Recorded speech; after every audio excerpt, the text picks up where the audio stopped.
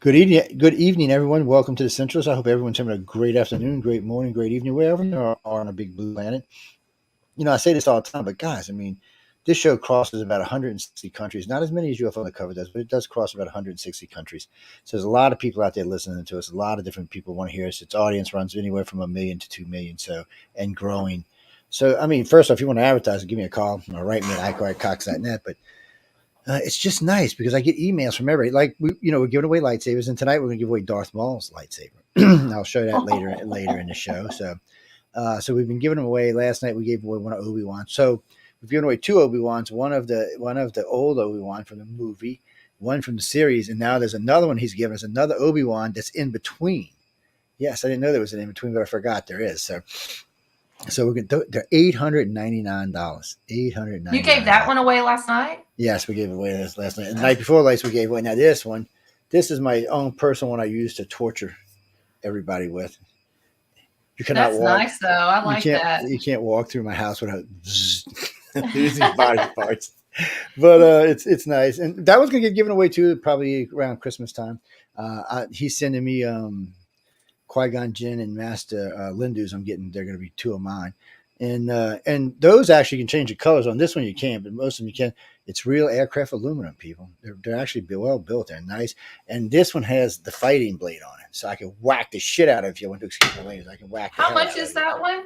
This one here without sound it was a gift, but I think it's around $150. Wow. You might even get it for 110 because they have different sales on them. But you can see how long the hilt is on it.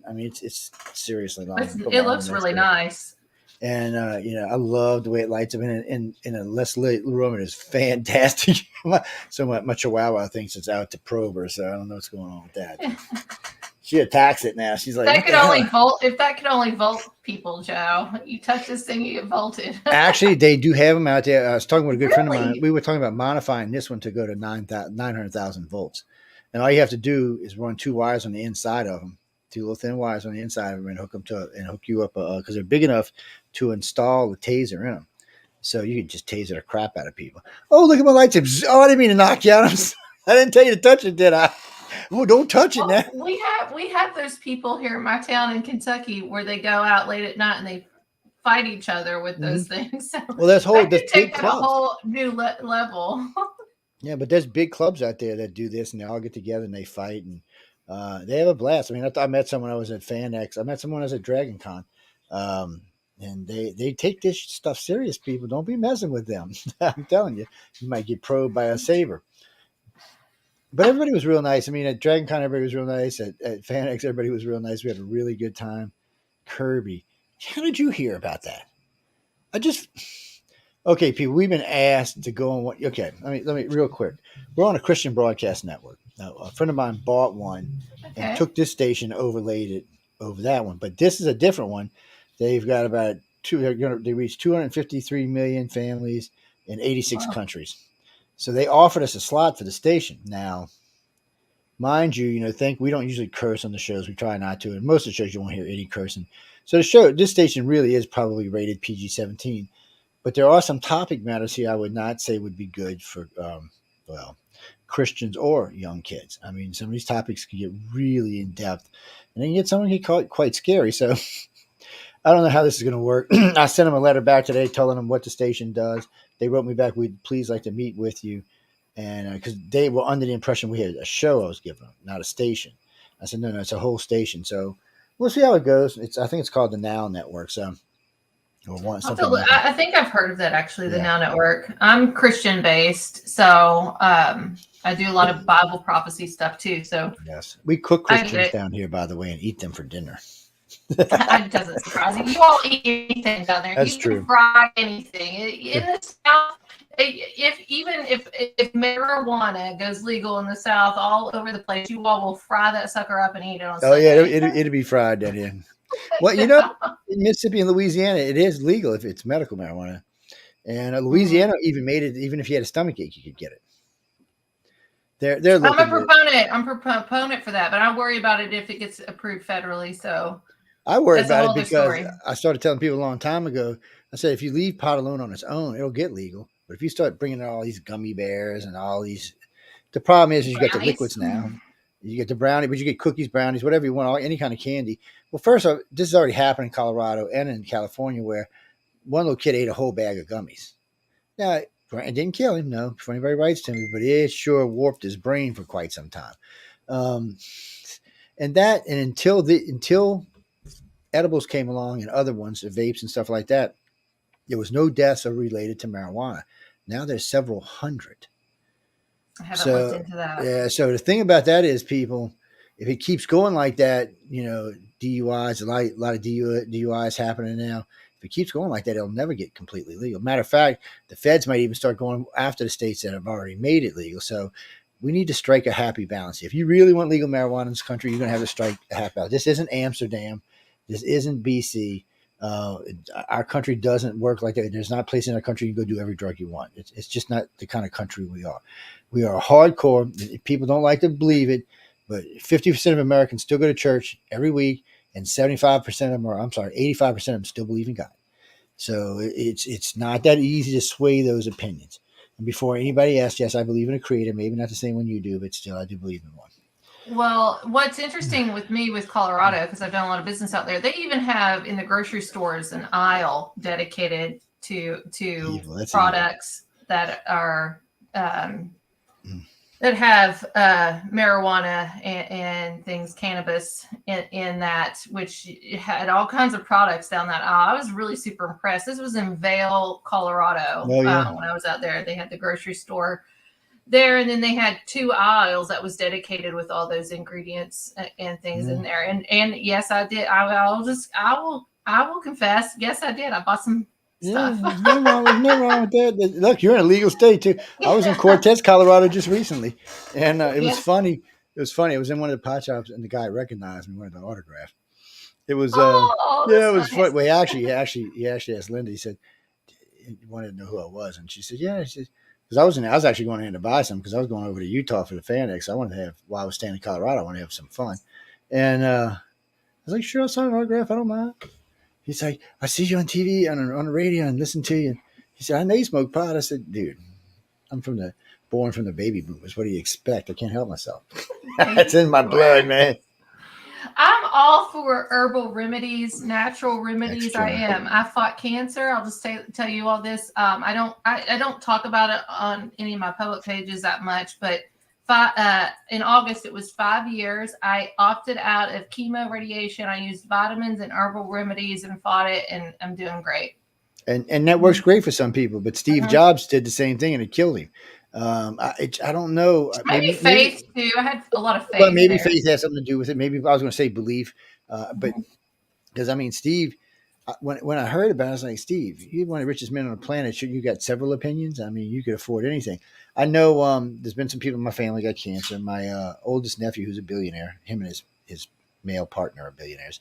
And he got stage 4 cancer. He flew to B-52s down, rented the Hard Rock Cafe out, the Hard Rock place out, and flew to B-52s down, had a great party. This was his 51st birthday, I think. And somebody told him about this place in Germany. He flew over there, and 5 days later, he was cured of cancer. Stage 4 cancer he was cured of. His mom got it. She sent her over there, which is my sister.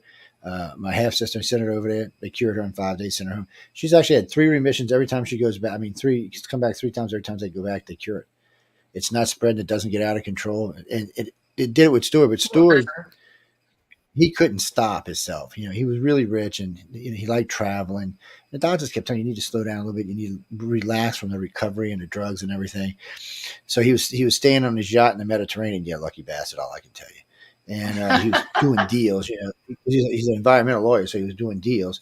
And all of a sudden, he just collapsed and went into a coma. And they brought him. He was in Paris for about 6 weeks before they sent him home. They told him, we don't know, and it doesn't look like we can save him. So if he would have listened to his doctors, he'd still be alive today.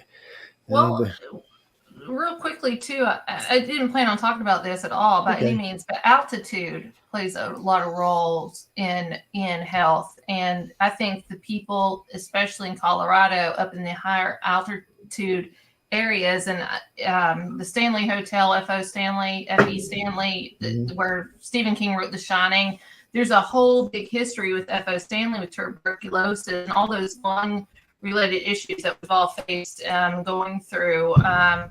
Higher altitude atmosphere, I think, helps a lot with chronic illness and actually eliminates the inflammation that we might carry in our bodies in many ways. Yeah, it's weird, when we talk about stuff like this because I've known people who have been cured by traditional treatments. I know people have been cured by non-traditional treatments. I know people have died of both too. I mean, I watched my dad at 16 melt away with getting regular chemo. He had blood cancer, so they were just irradiating his whole body every so few weeks. And there's no way you're going to survive that. To me, it was just a form of torture because there's no way you're going to survive that. Even at 16, I knew you weren't going to survive that. I was like, this doesn't look like the way I want to go. But today it's different. I mean, they can localize the chemo treatment. They can localize a lot of things. They customize medicines for you. But you got to want to do it. You got to want to live. And that's not always what it is for people. When my mom got cancer, she got in the brain. She said, no.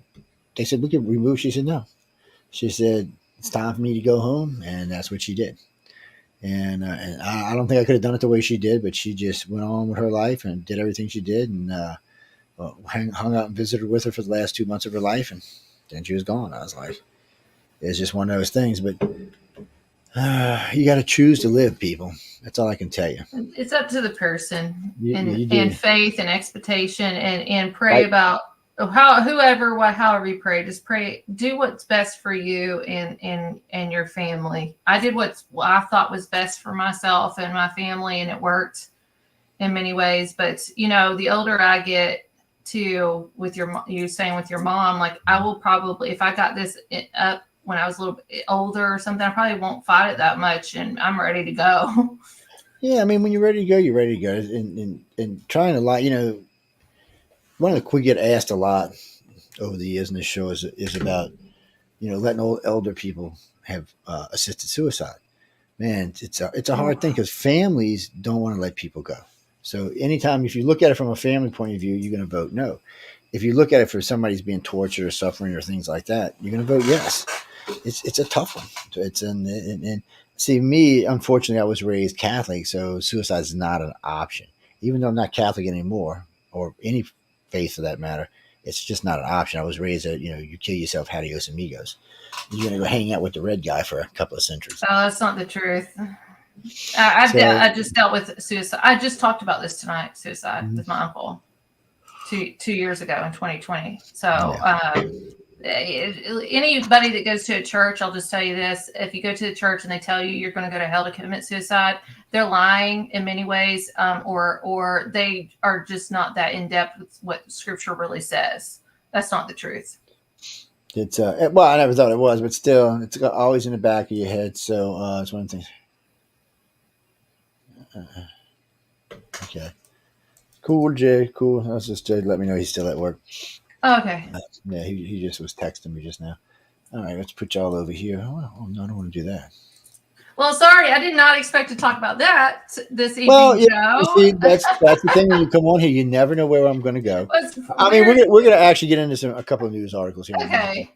But it's it's nice to talk about things. People get so stiff these days, or so politically correct, and topics like what we were just talking about is so unpolitically correct.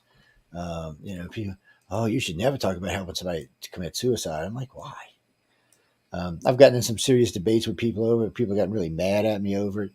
I'm like, look, it's not my decision; it's theirs. If they're that miserable that they want to go, and I told my family, we have a thing: no extraordinary measures if something happens. So, my take on that is, me personally or my family, is that God designates the day you're born, and he also designates the day you're out. So I would not participate in that, and I would go with the process. Even if I opted out of any kind of chemo, radiation, or any kind of if I opted all that out, I would just go with the process and enjoy it as it happens, because I think death is not as bad in some ways that other people think. It's all a process, and not that I would enjoy it I'm not morbid, y'all. Okay. But it's, birth is a process, death's a process. And it's not my position with me personally to tell whether I believe in God. So he birthed me. It's not my place to take that death date away either. So I'd let it go. Run its course. Yeah, it's a good thing to do. It's what was that, Markle? Markle? Is that? Oh, you like playing like your Angela Merkel tonight, the ex Prime Minister of Germany, the one that got her ass in trouble for buying all like. She's supposed to be Hitler's daughter. Hey, the way she was going with Germany, she might have been. She's. They said it's Hitler's daughter. I haven't done that's the conspiracy part in me in some ways. I am a little bit conspiracy in some ways, but I mean, I did do the pictures side by side, and they look familiar. Like they look like they would be related. It's what was that? Wait, who won? No. Last I heard, the Republicans won the House and the Democrats won the Senate. Yes, that's the last I had heard. Yeah, as far as I know, nothing else has changed. Pelosi. Oh yeah, Nancy's got the boot. Adios, bitch, she's gone. She's okay. Now what happened? You're breaking up on me, Emily. You're cracking up. You're breaking up. Here we go. You mentioned Nancy Pelosi. She got the hammer, everybody. Yeah, there was a running bet yesterday if she was going to be nice and hand the gavel over to someone, or she was just going to slam it on her desk and walk away. And I was like, well, it's Nancy. She'll do what Nancy wants to do. She'll probably just take the gavel with her. She's not going to give it to anybody else. She probably isn't. Well, Nancy's funny because a couple of months back she said she was going to run again and be Speaker of the House again. And then the Republicans won. And what she's fearing is the Republicans are going to keep the House in the next election. So because the other day before the finals came in, she said she was going to run for another term. But now that the finals came in, it sounds like she's not going to run for another term. These old people running for office, it's not about position. It's about control. Like, how don't you want to retire, Joe? Like, I want to retire. I want to chill out. I want to travel, all this stuff. All these people, like, if they ever die off, I don't know if that's a thing that they even do, but it's all about control. It's not anything about the people. It's not anything about helping our country. It's all about themselves. It's inside trading and all that kind of stuff. And, here's a red flag because I'm in Kentucky. Mitch McConnell was voted back in. And when the Democrats are also agreeing that this is a good choice, that's a red flag. Yeah, it is. I know Mitch McConnell even gets voted in Kentucky. I don't know. I don't know how a lot of these old guys win. I mean, we know they're doing a crappy job. I was looking at Chuck Schumer. He won 76% of his district. I was like, really? What? I said, am I missing something here? This guy's a moron. I mean, I don't understand. And I've said this 100 times. Congress should be limited to the fields in it. So the old days, if you go back just 60 years, you'll find that the Congress had farmers in it, doctors in it, lawyers in it, health professionals in it. All sorts of people were in it. Today, it's what is it? I think it's 80% lawyers now. Nothing. That's why nothing gets accomplished. That's why our judicial system's so corrupt too. Yeah, and that's why nothing gets done because all lawyers do is argue. That's all they know how to do, and they don't want to settle. Nobody wants to settle here. Everybody wants to win, and unfortunately, I can't win. Jordan, thank you for sending me that. I did see it earlier, but Jordan has just sent me. Twitter has Elon Musk put up a poll saying should Trump be reinstated? Yes. So did you see that on the Supreme Court docket? I just seen this is a Twitter thing. You have to tell me about in a second. Okay. So far, 2.3 million votes have been cast. 59% of response, or 60% of people voting, are voting yes, and it's been as high as 64%. So now it's got another 22 hours. So if y'all want to keep Trump out, y'all better get out there and get the voting. If you want him in there, you better get out there and get the voting too. But if you want him reinstated on Twitter, that means it looks like, as of right now, it looks like he might get reinstated. But it's still 22 hours. Anything can happen in 22 hours. Now, what were you telling me?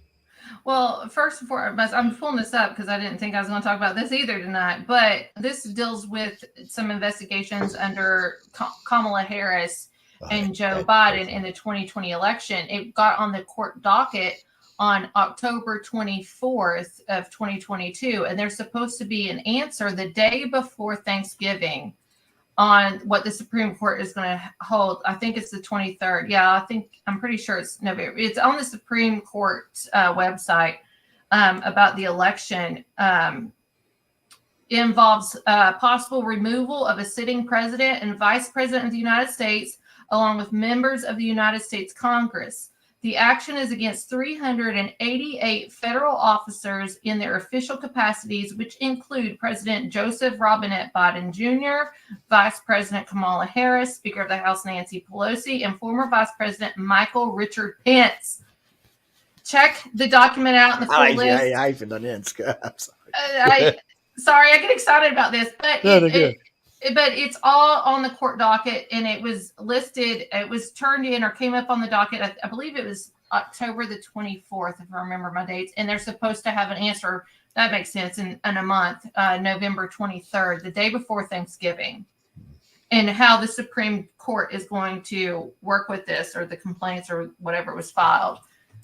But I want to run for office in Kentucky. I was going to this time, just locally starting out, but I'm dealing with health issues with my ex-husband, and that's my son's father. But I understand. I believe that we need to have term limits on any elected official, period. Meaning, when I say term limits, is that they can do, I would say 3 terms, because usually that can put you in with 2 presidencies if you do 3 terms. Then you have to sit out a term, go back to your state, reconnect with the people, and then run again. That's weird. You think so? Give somebody a chance to step up in that. You step away. There's stuff coming out. This is your end of your term limits. People are battling on it in your state grounds. They gets voted in. Then you sit out that term, but then you you go back to your state, you rerun, have a new campaign, and then go back. You can be voted back in. Well, see, I kind of do. So I kind of go along those lines, but I just don't want them voted back in. So usually what I'll tell you is the Senate should be limited to 2 terms. That's 12 years. The House should also be limited to 12 years. So let's say you're a senator for 12 years. Well, now you go run for the House and be in the House for 12 years. That's 24 years. Then there's other public offices, there's state houses, where you can sit in for another 12 years, and also governorships. So if you really want to serve our country, you can, and you don't have to be in the same place all the time. Technically, a person can serve in 4 different places, 50 years. That's a lot of service, and most people are going to retire after 50, because you usually can't even get in office until you're in your 40s or so. So, it's 50 years is 90. That's I think you might want to retire by then. I mean, right now we're not batting well with old presidents. So, well, the most corruption too is in our cities. Our commissioners that keep getting voted in, our city county commissioners that vote in every single time for decades. Well, it's like I was talking to all my liberal friends, a lot of my conservative, independent friends, bitching their asses off about how bad it's been the last 2 years. I said, well, under Bush it was good. I don't know what to tell you. And under Trump it was good. I don't know what to tell you. And they like, well, Trump was. I said, yeah, Trump was a big asshole, but excuse my language, but he was. He did a good job as president. I mean, he balanced the budget. He got the economy going good. He kept our enemies at bay, made them stay their asses at home where they're supposed to be, made Kim Jong-un stop lobbing missiles around the planet. Mm-hmm. That's what he was supposed to do. Sat down with dinner with Xi Jinping while he launched 91 cruise missiles at Libya. Like it was nothing. Well, nobody wants to talk about Obama and him launching missiles. He launched a missile every 20 minutes in 8 years. Yeah, well, he was doing good. And but Obama, poor Obama, I feel for Obama, actually, because he got screwed. We got screwed and he got screwed. We all got screwed because as a 6-month senator, a junior senator who had never served, had never been in politics before. Remember, people, he was a community organizer. If you don't know what a community organizer is, I'd look it up in your neighborhood. Do you know who funded him as a community organizer in Chicago? Jeffrey Epstein. I know he knew Epstein. I know he knew him. I know Clinton knew him. He got all the funding before he ran any kind of political office from Jeffrey Epstein. Well, Obama spent more money than any candidate ever. He spent $1 billion the first term, $1 billion the second term to get in office. But like I like to remind my liberal friends when they bitch about Trump, I said, remember, you put Trump in office. I didn't vote for Trump. I said, oh, no, you voted for Obama, who was the crappiest president since Carter. That's why Trump got in. If he would have been a decent president, Trump could have never got in the presidency the way he talked. But y'all left him no choice. You left the country no choice. They wanted somebody who was going to fix things. And you weren't offering anybody. We didn't want another Obama, that's for sure. We definitely didn't want Biden or Hillary. So you left them Trump. I said, it's all on you. I said, people, if you would have been doing your job, we wouldn't have Trump today. And now Trump's officially back in the race. Yes, he did officially say he's running for president again. And since he officially said it, his poll numbers are going up. Right now, I'm he's got enough. excited. Right now, he's got enough to beat Biden. But that's not who he's got to beat. He's got to beat DeSantis. DeSantis hasn't come out yet. Now I'm going to tell you this: DeSantis, I've gone through his money situation. There's something going around, and I posted about it. I called the UCC in Florida and talked to them and everything. I got to research more about what this going on with this thing that was filed with him and Fauci, because everybody's saying it's a disgruntled person that filed this against them over COVID, but they filed against it in Oklahoma. This is not dealing with Florida. And then there's 15 names to that list that has nothing to do with COVID. But I started going through the funding for DeSantis and just initially looking at it. I haven't gone into details. It's the same backers as Obama. Well, that wouldn't surprise me because DeSantis. Well, that wouldn't surprise me because they just want to divide and conquer, Joe. They want to take out MAGA. Well, it's a little bit more than that. They want a foot in each door. So if they back DeSantis and they back the other candidate, or they back DeSantis and they back a Democrat over here, whichever one wins, they now have their foot in their door. That's what they're after.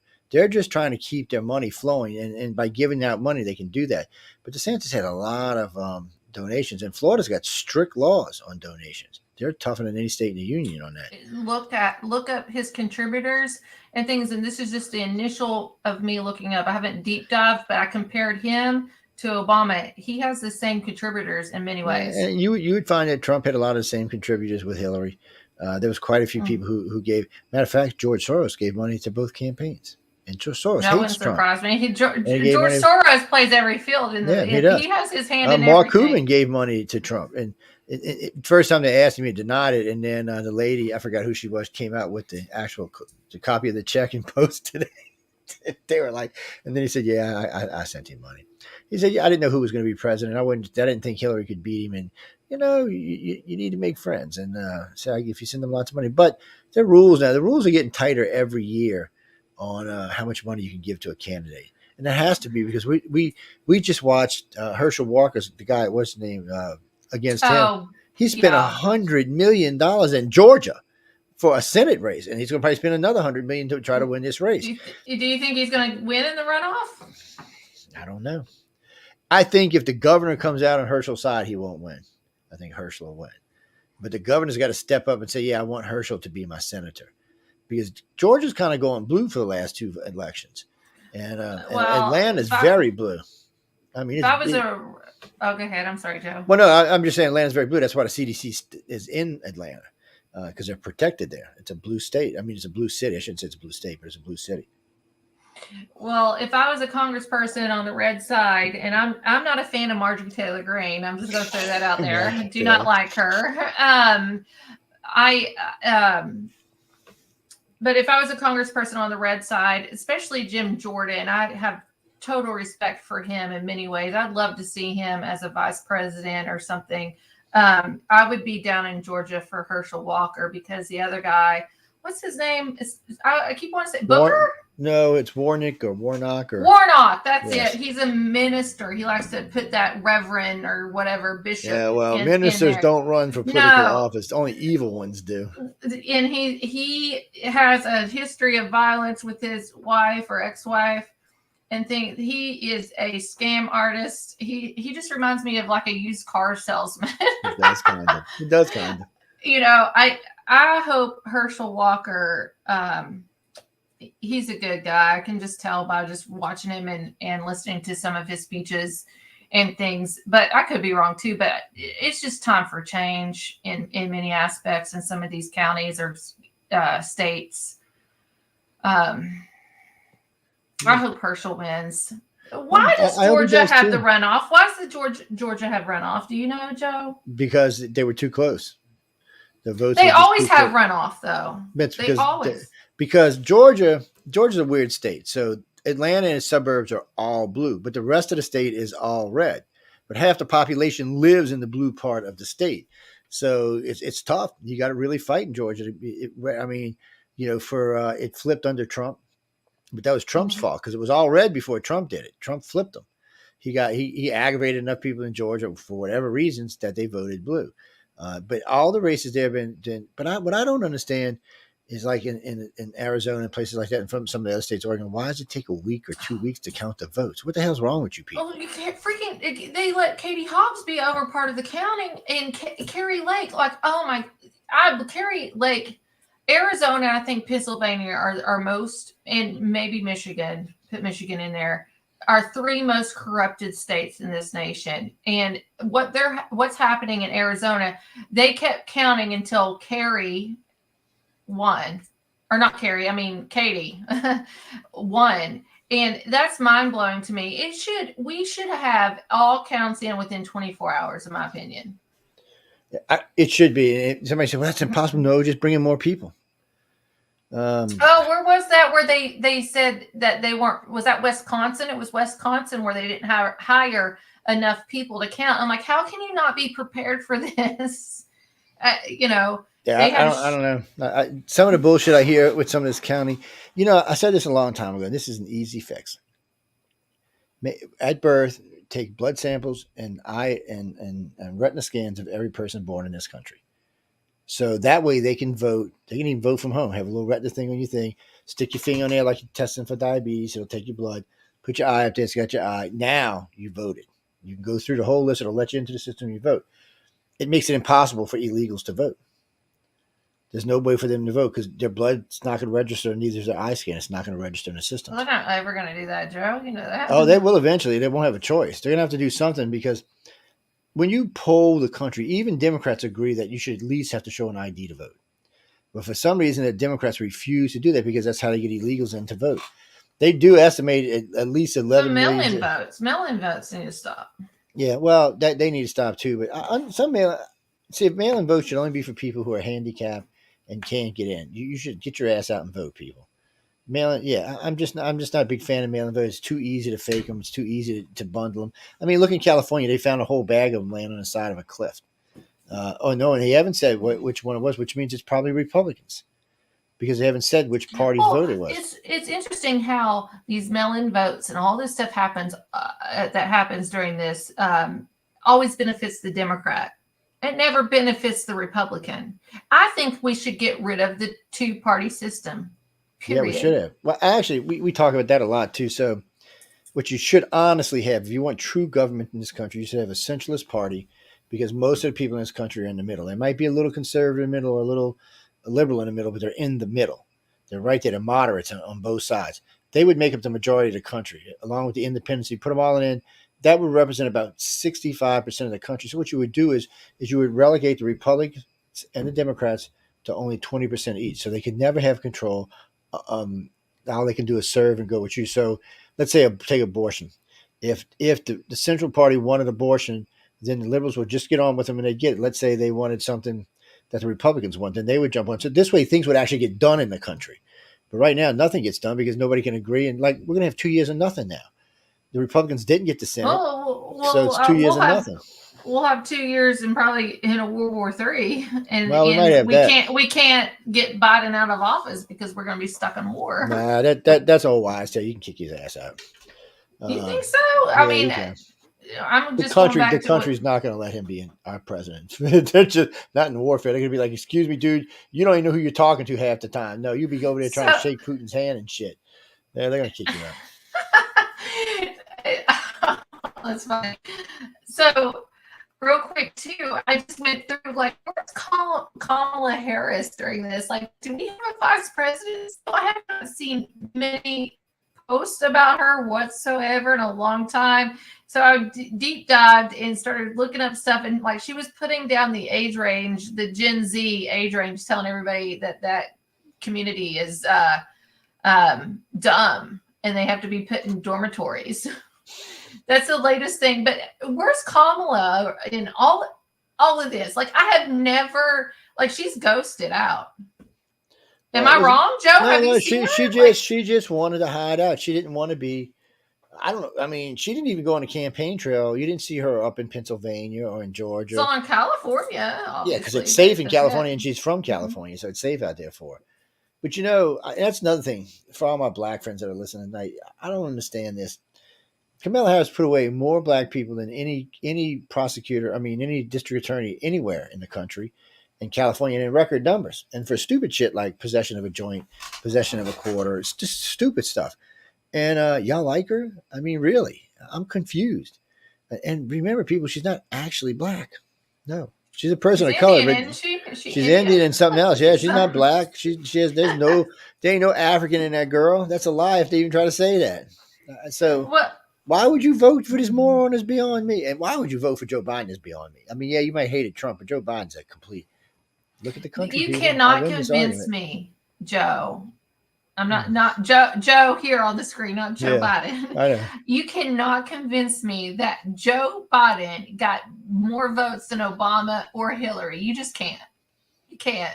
Like I know. Well, it bothered me because we had a 7-hour show that night for the election, and when we went to bed, Trump was winning in everywhere. Oh, It looked like a landslide. And then when I got up the next morning, he had lost, and it did smell because in states where he was way ahead, all of a sudden he was way behind. And this was at midnight, and a lot like 85% of the votes had been cast, or 90% of votes. That's a big change. There wasn't even probably enough votes to actually change it, but but that's on him. See, I don't get mad at the Democrats for this. I get mad at Trump for this because Trump had said for a whole year they're going to cheat, they're going to cheat, they're going to cheat. Well, why didn't you make sure you had a Republican every polling station? Don't let them leave for no reason. If they say you got to go, say no. I'm staying here until my relief comes. It's not going to happen because, like in Pennsylvania, in a couple of places in Pennsylvania, the Republicans left thinking it was over, and then Democrats came back and counted. They actually got that on videotape. Then they got the one where they said there was a major water leak. And they closed the place down, and then all of a sudden they got in on video. Guys coming with boxes of ballots. Oh, they said they were going to be counted in the morning. Well, when the people got back, they weren't there because they'd already been counted. And by the way, the water leak was just a toilet overflowing. It wasn't even anything major. So it was a setup. They needed a district, so they brought in enough votes to get the district. And it's not. I mean, we know in Chicago every year in Chicago, 3,000 or 4,000 dead people vote. Them damn people crawl out their graves, crawl to the voting booth, and stick their little thing in there and vote. People, you shouldn't allow dead people to vote. But there is some corruption. Well, it's everywhere, though. It's not just in Chicago. It's everywhere. There's corruption in our system, and there's easy ways to fix it. We just don't want to fix it. We want to let them lie. Yeah. Oh, you mean Jen Lipinski? Yeah, I've seen that. The court backslapped her ass. She's trying to say it was too much of a burden on her that she's being sued over free speech. By the way, yes, for stifling free speech with Dr. Fauci. Oh yeah, it's well, for free speech. If we want to talk, I don't. No, I'm not gonna bring that up. Go ahead. Yeah, Sorry. but they that's okay. So Pinsky, whatever her name is tied in with Anthony Fauci now because he's being sued as well. They said the two of them had been talking and they were deciding how to address things and how to fudge things. Fauci's in a lot of trouble now. Now the Democrats are taking over. He's going to be even more trouble. They're not going to let this slide. Yeah, they're not going to let this slide, and that's why we have Nancy Pelosi gone. They are going into Hunter Biden and Joe Biden's China, which I've gone down that. It's on my website. If anybody wants in Ukraine, Burisma. I'm really waiting. Jim Jordan was on Burisma. I'm really waiting to hear Burisma back and Ihor's Klomoski. Nobody knows who Ihor is. And actually, Zelensky worked for Ihor. He's one of the top 20 richest people in the world. And he owned a celebrity or the entertainment thing that Zelensky worked on. This is all coming together. And I really hope, oh my gosh, that we're going to see some truth. That research is on my website, alienshouse.org, but come to fruition and actually get answers to this stuff and hold these people accountable. And it just seems like I'm going to just bring up the term narcissist, all right? Jezebel spirit, if you think of it spiritually, just seems like these narcissistic individuals. It's on both sides. I'm not saying Democrats only or Republicans only. It's on both sides. It's just they never are held accountable.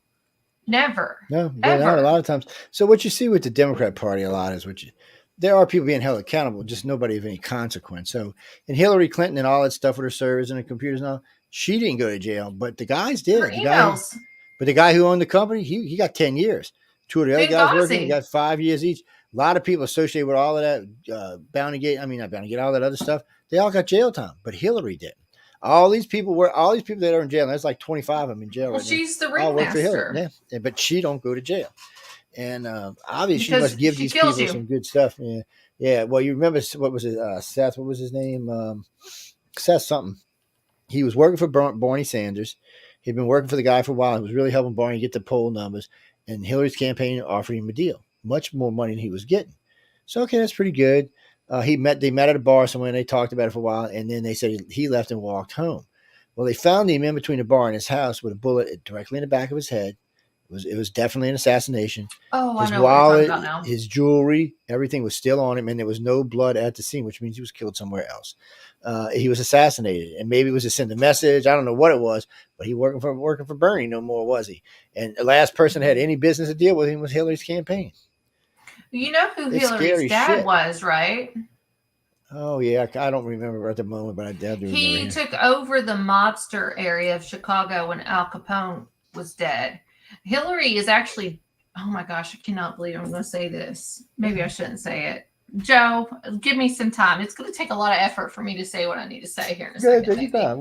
We all right. I'm bringing on our guest. Everybody, this is the truth. I promise you. And you all have to just take my word on it and then look it up yourself. And if I'm wrong, by any means, contact me and we'll talk about it because I'm human. Hillary is actually Jewish from the European Jewish line, right? Not the line of Jacob. It's the European Jewish line.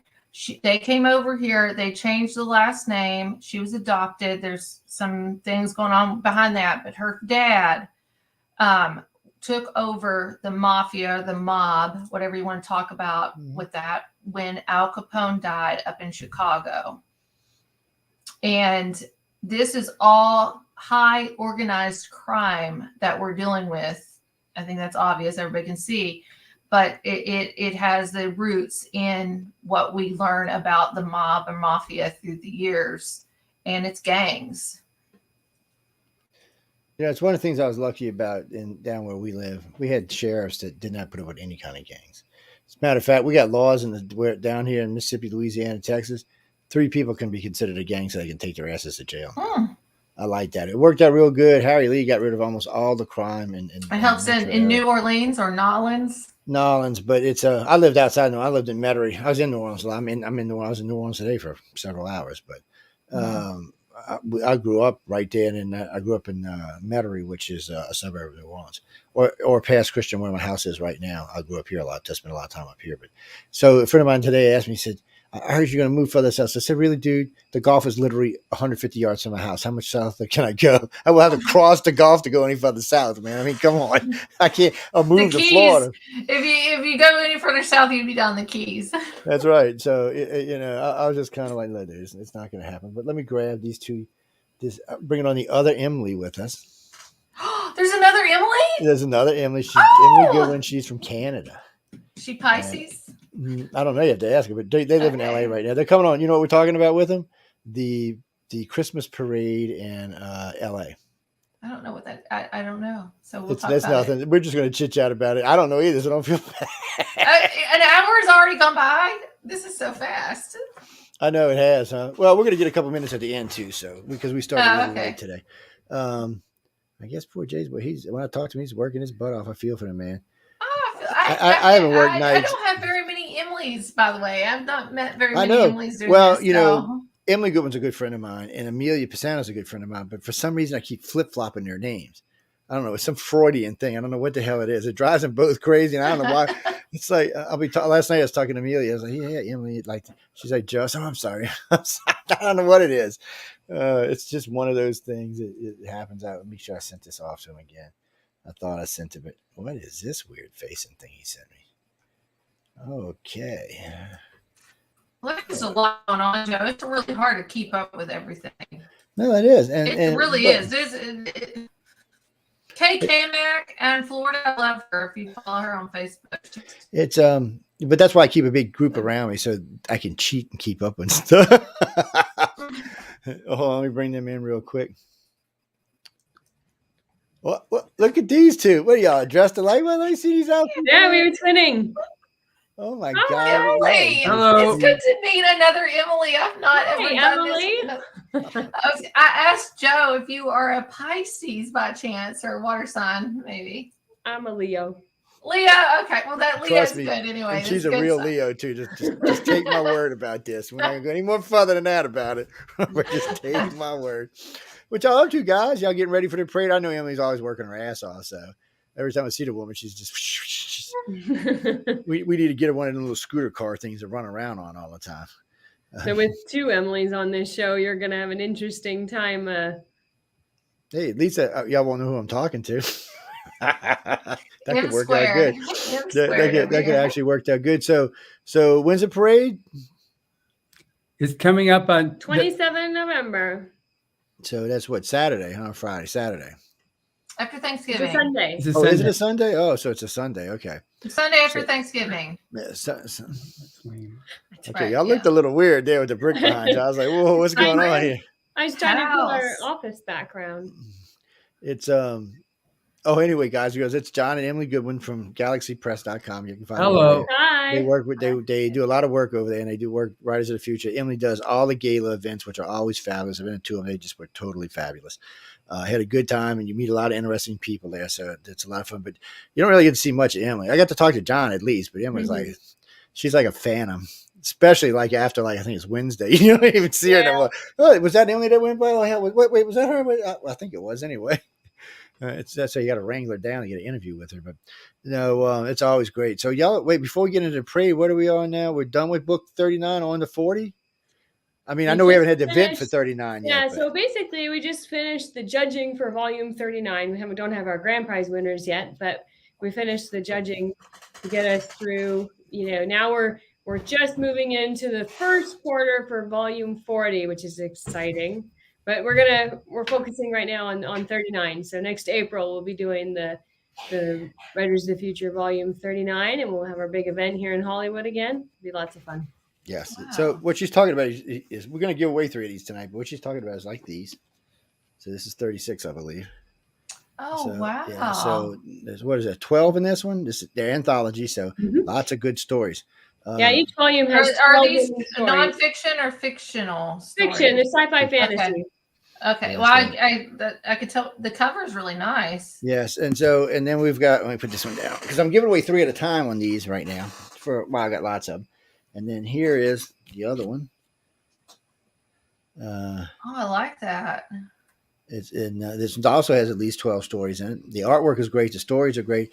And then this is this year's. I got sitting on my lap right here. Hold on. You got it all behind you underneath. Is that them behind you? Yeah, there's lots of stuff behind me. Alien? Oh, we're going to give away some of them in a little while too. So this is this year's. I was going to say last year's, but this is this year's book right here. That's nice. There's some great stories in there. A couple of them that I was really fascinated by. So there was a lot of good work in here. I enjoy them. They're a lot of fun. Well, this one I actually got to read 3 times because I got to read it on the airplane coming into LA. So it was kind of nice. And we're also going to give away, I think I got a couple of these left. So let me check. I've been giving away a lot of these lately. So we're going to give away one of each of these. But these, we're going to give away a set of these. Okay, let me put it up here where you can see it. We're going to give away a set of these. Ooh, okay. That got my Somebody's going to get one of these and somebody's on going to get one of these. But when we give away Darth Maul's lightsaber in a little while, whoever gets Darth Maul's lightsaber will get one of these with it. So it'll come with your lightsaber. Well, it won't come with you lightsaber because I'm sending it separate then from what they're sending it. So, real Emily, quick, I got a question with the fear thing that you're going to be giving away. What is those multiple stories in that too? No, that's just one scary story, right? Fear's one novel that Mr. Hubbard wrote. I think it was 1940, and it's one of the ones that kind of like changed the genre from being slash and gash to psychological thriller. That's kind of like the granddaddy of psychological thrillers. Stephen King gave it amazing blurbs, and so did the guy that wrote Psycho. Yes. Ray Bradbury. Ray Bradbury also. Robert Bloch is the guy who wrote Psycho, Ray Bradbury, and just a lot of the big names of the Pulp Fiction era said this is what got them started. Philip K. Dick, this is what got him started writing the genre that he wrote. So yeah, Awesome. so y'all get it like that. I know a friend of mine just read one the other day. He loves it. He's like, I told him he had to give me the book back though. That's not something I'm giving away, man. You can just read it. I'm giving it to somebody else. I said, I just let you read it. So tell me about this parade. I've never been to a parade in LA. I didn't even know they knew what a parade was in LA. So it's a big deal here in LA. It's the Hollywood Christmas Parade. It's the 90th anniversary of the Hollywood Christmas Parade. It used to be called Santa's Lane Parade, and it's always had celebrities and even Gene Autry. You know that song "Here Comes Santa Claus"? Yeah. Yes. So here comes Santa Claus, right down Santa Claus Lane. So it used to be the Santa's Lane Parade. So Gene Autry wrote that song from the Hollywood Christmas Parade when he was the Grand Marshal. So every year we have floats and those big balloons like you see in the Macy's parade, and marching bands, and then there's celebrities and they're in the cars, and then we have all the Hollywood stuff. So you see all the cars from all the different movies, and the Batmobile and the Back to the Future. Man, I want to drive the Batmobile, man. Come on now. I want to do Back to the Future car. That's what she got me. Back to the Future. I'll drive the DeLorean. I got no problem with the DeLorean. I mean, come on now. They're all there. Yeah, all the Hollywood cars are there, and then you see the whole 501st Legion Star Wars guys coming down the street, and it's a lot of fun. It goes on for a couple of hours. Mm-hmm. Well, y'all get out there. Well, it's like the Macy Day Parade post Thanksgiving, but in California. That's right. Yes. Yeah. So everybody listening tonight. Thanksgiving parade. This is the biggest Christmas parade in the United States, and even though it happens on the Sunday after Thanksgiving, it's aired on the CW network as a special 2-hour special primetime special on the 16th of December. And then again, it airs on the 24th on the Armed Forces Network. Oh, wow. So anybody who's out there live at the parade, I want y'all to get in the group and chant, Emily, Emily. Go ahead. I agree with that. I agree with that too. So get out there, chant, people. I'm serious. I'm telling y'all. I'm running around on the back lines. That's okay. You'll find out about it. Hey, the person who does a lot of work should get some credit here. I don't do all the work. If I ever show up out there, I'm gonna make a sign. Where's Emily? And hold it up really big.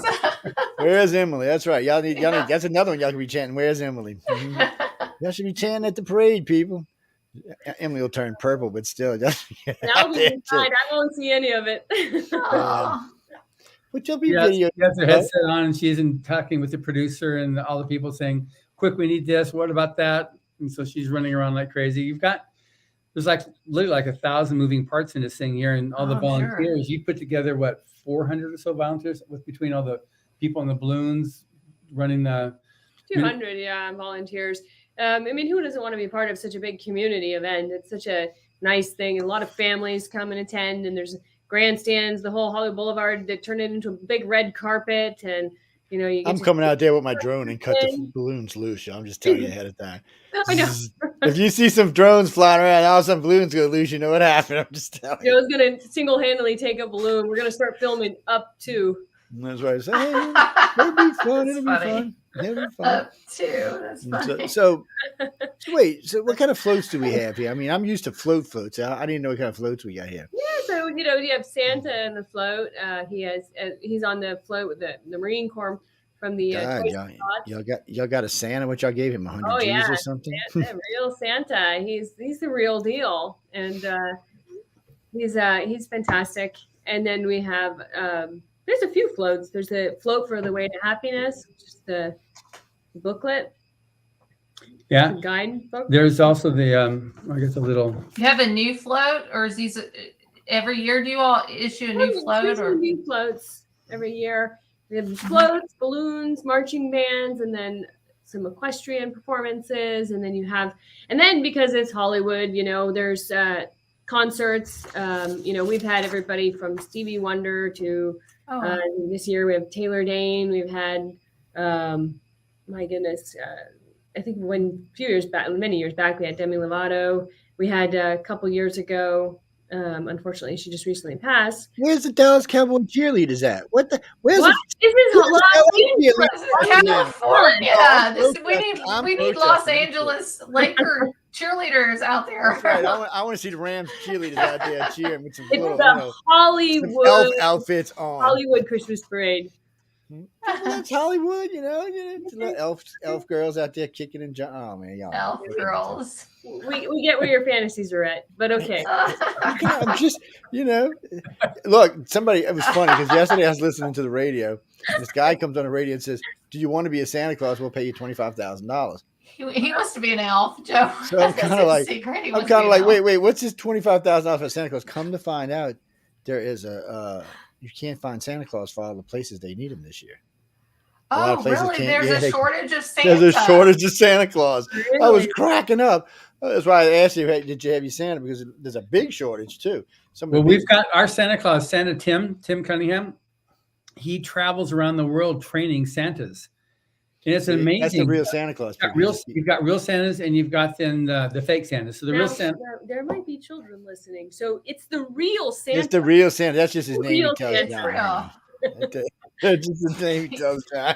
He's omnipresent, everybody. He's everywhere. I was surprised to hear there was actually a shortage of Santa Claus. I'm like, I've been alive a long time. I've never heard that one before. That was a new one. It was kind of strange. Santa shortage. I think Joe, if he grew that out a little bit longer, he'd be a good Santa. Yeah. Oh, why didn't you put in things on there? It's next week when y'all see me, I'll be all black. I got a TV gig this week coming up, so I don't know. They might let me go get by because it's salty, peppery right now. So they might let me slide. I like it this particular color, but for some reason, TV people don't. They're like, no, we want it to be color black. your beard? They either want dark brown or black. He's gonna look like an evangelist. I'm like, what? I'm like, okay, whatever. It cracks me up. And the funny part is, I always tell them, if you want me to dye a beard, you tell me like 2 weeks ahead of time, so it's not, like. But movie companies are not like that. It's like Netflix. They're about to drive me to drinking. I'm telling you what. They want to come down now and do a shoot in the city and do a shoot in the swamp.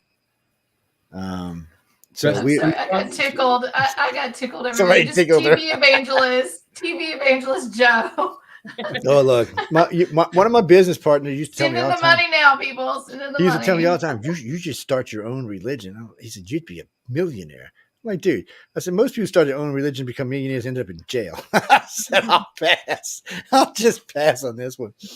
It's crazy out there, though. It's a strange, strange world we're living in right now. But one more thing, too, we didn't talk about. We have a huge balloon. We have a 5-story tall helium balloon, which is the pirate from one of our Pulp Fiction books, Captain Tom Bristol. And so we've got you get 20, 25 people carrying it on the strings because it's big, and it's carrying down the street, and it's got the big treasure chest, which has Stories from the Golden Age by L. Ron Hubbard at the bottom of it.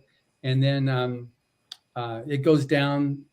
The whole route is about 2.5 miles. It goes from in front of our building down Hollywood Boulevard to Vine Street, then up Vine to Sunset, and then Sunset back up to opposite of where we are there. Wow. And it's about 2.5 miles. It's a big. I'm gonna have to watch this year. I'm gonna watch it. Yeah, well, I'm gonna have to watch it now so I can pick on Emily when I see her. Yeah, I will watch it. We watch Macy's, and one of my goals is to take my son. He's getting a little bit older up to Macy's, but we may need to start heading out to California too. Yeah, they have better weather out there anyway. Well, if you make it out here, if you make it out by that Sunday, we got tickets for you for the grandstands. We can give you. I can't do it this year, but maybe next year. Okay. Definitely. Yeah, we've been the green room now. This is year 13? 14. 14? Yeah. Damn. Wow. We've been the green, so this is where all the celebrities hang out. How much planning goes months before this happens? Yeah. How much planning when does this start? For some people, I think they start certain things, little bits here and there throughout the year. And then about 6 months ahead of time, I think Bill starts with the street planning and stuff like that. And then I guess 3 months before the parade, it starts to pick up. And we start with a few things here and there, getting groups starting to get involved. And then as we get closer, then the last month, it just starts picking up. Wow. Well, just today, we just got confirmation that the mayor is going to be in the parade. So. Oh, well, that's a great confirmation. Yeah. Yeah. So he'll be here. He's been a friend since he was, because this will be his last parade. He's been the mayor for 8 years. And so he turned out. So, but I've worked with him the 8 years he's been the mayor. Plus before that, he was city council member over the Hollywood district for 12 years. So I knew him then too. So I've known him for quite some time. This is great. This will be his last one. He's he'll be here, and we have a few other of the politicals as well be coming. But the main thing is what's really good about this parade, probably any parade, is it's an opportunity for people to be able to see some of their favorite stars as they ride down on the cars. We have convertible cars that transport them down Hollywood, the whole route there, so they can see them and wave at them, and it's the closest they're going to ever get to celebrities. Wow. And it's a good thing, because as much of the glitz you see with Hollywood, the inside Hollywood isn't that. You got the working class that they're the ones that it's their shoulders that Hollywood rests on. So they never get to see these things. So it's really great that we're able to offer this for this audience, which is one thing that's why we've so dedicated ourselves to it. For us, it's all volunteer, what we do. And she spends way more time than I do on this, but she's spending upwards of now 20, 30 hours a week on this. That's because she's insane. Because her name's Emily too.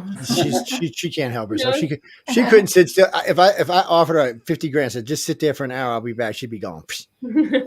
I'd be like, where'd you go? I'd be gone. I think about that. Yeah, I don't know if you can sit still. I used to have a running joke. I used to pick up my stepdaughter a lot when she was young. I said, if you just be quiet for 5 minutes, I'll give you money. Never can make it. Never.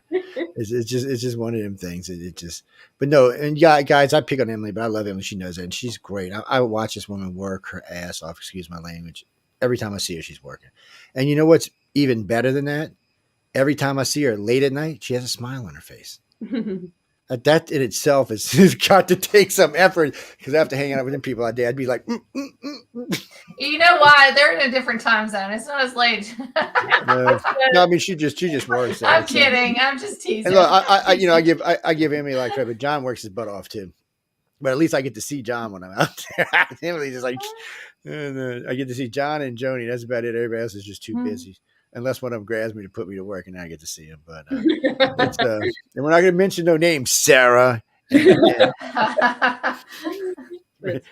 not mentioning no names here. You're not calling them out here. No, I'm just teasing. But guys and girls, if you want to go to this thing, the parade should be great. Y'all should get out there. Again, like I said, be chanting Emily while y'all there. Get in front of some cameras, where they get some cameras. Get some signs, people. Come on. I know a lot of people in LA listen to this show, so get out there, people.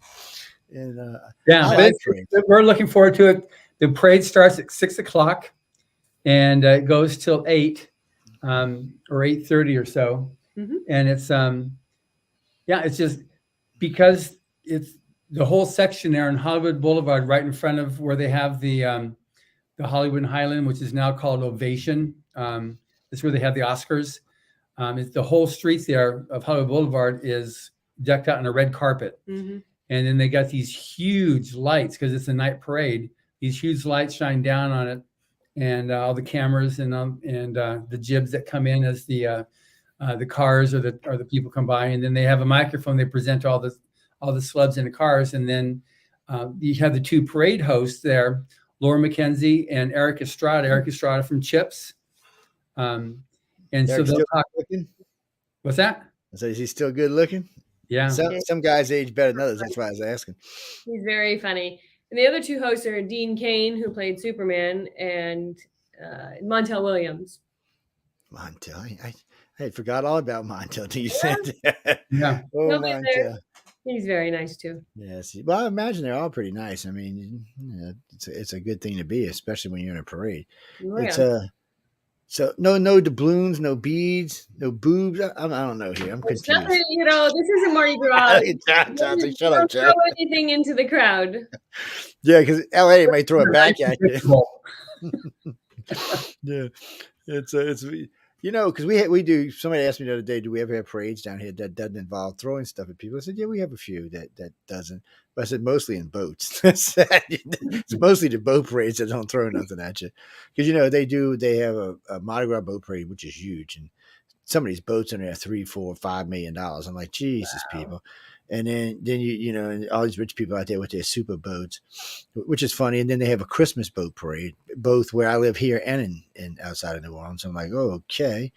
But then all the rest of the parade, you better duck. Matter of fact, New Orleans had to ban them from throwing coconuts because they were knocking people out. Oh no. Yeah, oh That's yeah, and them coconuts are prized. I mean, you watch these people try to kill people get these damn coconuts. In the old days, they just aim at somebody, you'd see somebody hit the ground. You're like, shit. Terrible. That's awful. It's that's the Zulu parade. They have a gold, silver, and I forgot the bronze colored. They make them like a face, like a shrunken head face, and they throw them out to you. Now they have to hand them off to float.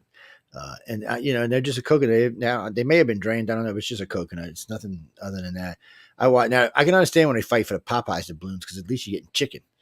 So they throw balloons where you can get free chicken. Yeah. So those I can see people fighting for. The rest of them, because in the old days they used to throw special like 10 gauge doubloons somewhere. Some actually had a little silver or gold in them. They were different. Today it's just mostly garbage they're throwing at you. So, but people still fight and try to kill themselves. I watched it one year. I had my son out there, and this woman just walked up. He had beads like completely around his neck, all like way out. This woman tried to rip him off his neck. I was like, "What are you crazy? Go out there and catch him yourself, goofus." I was like, "It's weird." And no, we do have some other ones. But we don't have any balloon parades though. I guess because we don't have. It's always windy here. Yeah. We'd be watching people floating away with the balloons. It would not be a good thing. No. Carly, what do you mean, Carly? The background?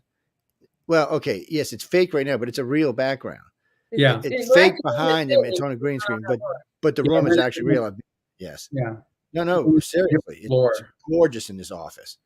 Yes, somebody spoiled. We ain't gonna say who. It is gorgeous in his office. Joni's spoiled. That's who we're gonna pick on tonight. She's not around to defend herself. No, it's a nice office, guys. Actually, you should go in and you can go visit. Writers of the Future Lounge behind us. So this is basically where. Oh, that's not where the coffee machine's at. Never mind. No, but same floor. The coffee machine's out around the corner that way. Yes, they got a good coffee machine, just in case y'all know people. But the only way y'all getting in there is if you win. So you get to write and get to draw and get to doing something. So go to writersofthefuture.com and enter your story or art.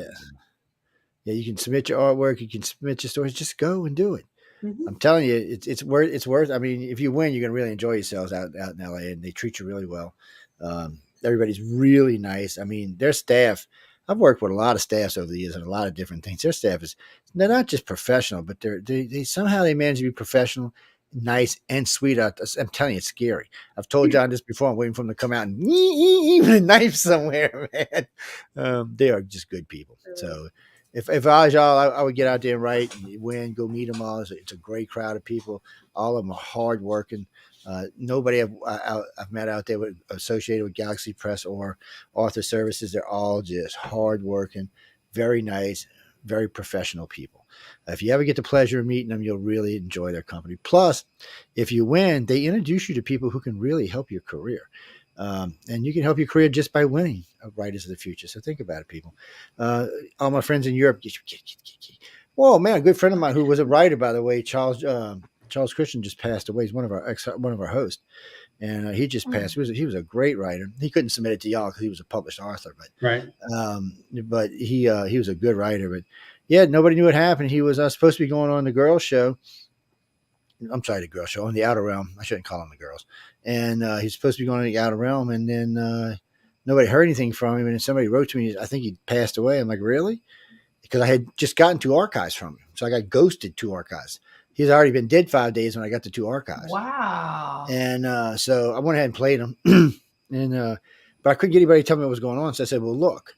I said, he's going to get a refund because he's not doing the whole month. I'm going to send him the other half's money back.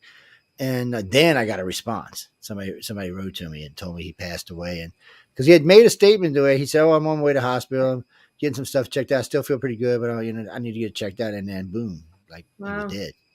And people, that's why you should go see the doctor. Yes. Well, I'll give y'all some doctors come visit mine. Mine are a pain in it. You know what?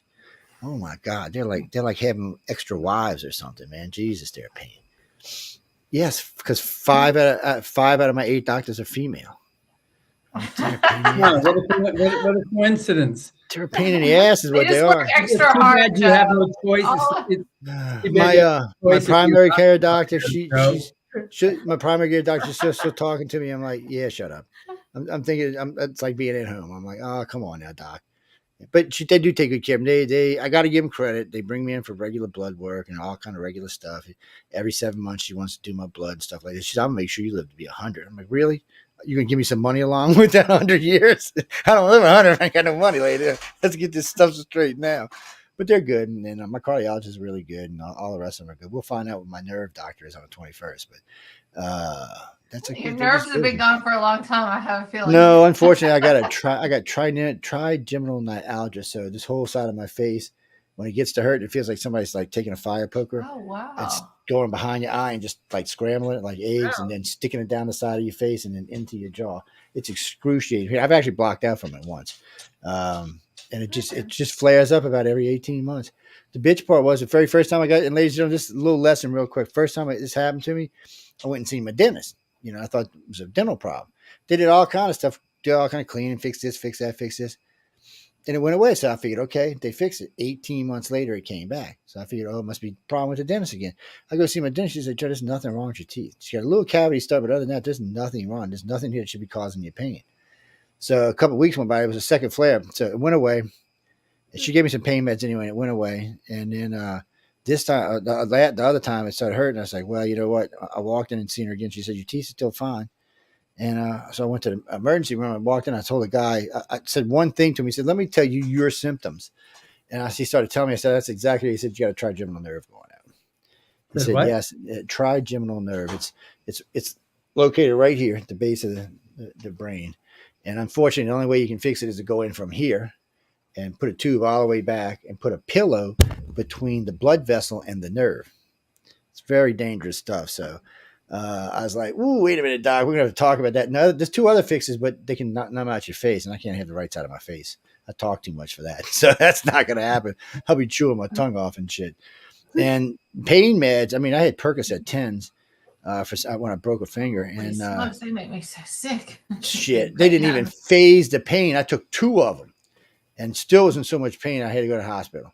And I have a high threshold for pain. It's what's weird. I have a high threshold for medicine too, unfortunately. I got a metabolism that goes really fast. It's a curse. It's a good thing and a curse. For drinking, it's great. For anything else, it's a curse. You going to go to the parade, Jimmy? Yeah, go on. Yeah, don't forget chant Emily. No, we don't chant John. We don't want you chanting on John. John would be like, "Leave me the hell alone, people. I'm not involved in this. Leave me alone, man." Speaking of medical issues, real quick, I had to step away for a little bit. I didn't want to be rude. I talked to Joe about it. I'm in Eastern time zone, so it's way later. I have a dog that's diabetic and blind. I do dog rescue, and so if he starts pacing, I know it's time for him to go out. I have to help him go outside and go down the steps. I use a clicker, and he's really great. And he's coming in actually in the living room, which is shocking because it's 2 steps down. Petting him, so I'm just checking on him. So I had to step away for a few moments for that. So I'm sorry. Yeah, it's very nice that you do that. It's 11:30 at night my time. So Good. it was his last time to go out. That's when we get home. Yeah. Glenn, Is that a Christmas tree behind you? What was it? Is that a Christmas tree behind you? Yes, this is my Charlie Brown Christmas tree. All of the ornaments on it, stuff that my son made. My big Christmas tree is in the dining room, and then there's some really old ornaments that my great grandmother made. Wow. That's on this tree. So that's just my little Charlie Brown I put up every year. I have I do a show too, and then I'm thankful to be part of this too with Joe. Yes, I only met her a couple weeks ago. I've been harassing her since then, though. So, and she got to meet one of our less than friendly hosts last week, so she had fun. It's okay. It's fun. I'm mentioning no names, Michael. Did I say that out loud? Shit, I thought that was telepathic. Damn it. Joe. Hey, what can I say? Grendel. You're using Grendel, really? Grendel, like from the Viking stories? Okay, you can use whatever name you want. I don't. It doesn't bother me. Oh, you're a Grinch. You don't put up a Christmas tree. You know what? I have friends that don't put up Christmas trees because it's part of their religion, so they don't put up a tree. And I'm not just talking about my Jewish friends. I have other friends in other religions that don't put up trees. Personally, I do. I have 12-foot vaulted ceilings. So I have a monster tree in my house. We have a high dollar artificial sometimes we put up, or I'll go up to Home or Lowe's or Home Depot and buy an 11-foot tree and bring it home. Yeah. By the time I put it in stand on top on it, it's scraping my roof. And they're beautiful. But when you get them that tall, they're so big around. I got a couple questions for John and Emily too. Yeah. First and foremost, the Christmas parade. Do you all decorate your home too? Like, do you all get all festive in things? Oh yeah, we totally love it. It's a wonderful season. Yes. It's fun, yeah. It's one that you can have so much fun with. Except I don't put up the tree till after Thanksgiving. We usually don't either. We usually sometimes I'll have it delivered to the house on Thanksgiving. If we have a big Thanksgiving, just to get everybody going, I'll have it delivered. But if it's just like us and the family, I'll usually put up the week after or something. Because I have a rule. So it's all set up though before the parade because it's the Christmas parade. So we're totally decked out with Christmas. We have the trees up. We have one thing that's really cool in our in the right. Let's see. That way.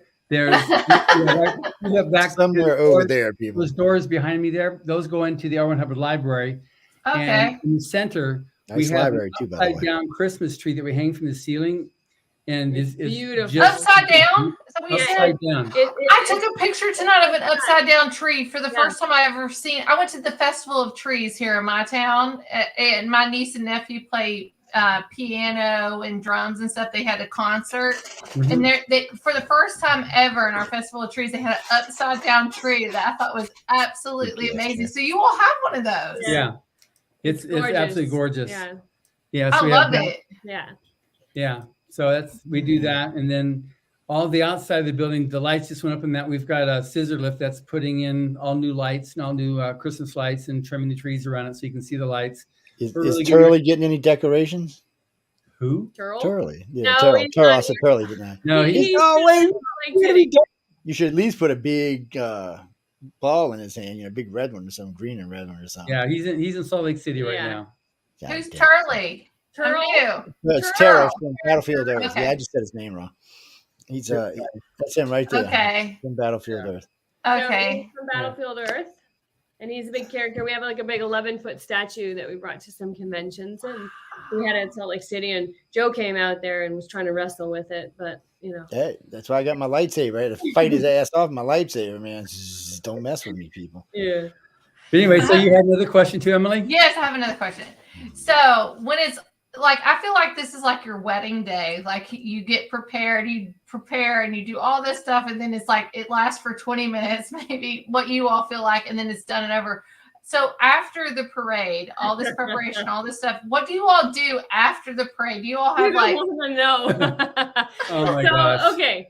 So it's all these preps. Okay. We take it today. Maybe we do our Thanksgiving. And then, so let's start Wednesday. The golf carts arrive.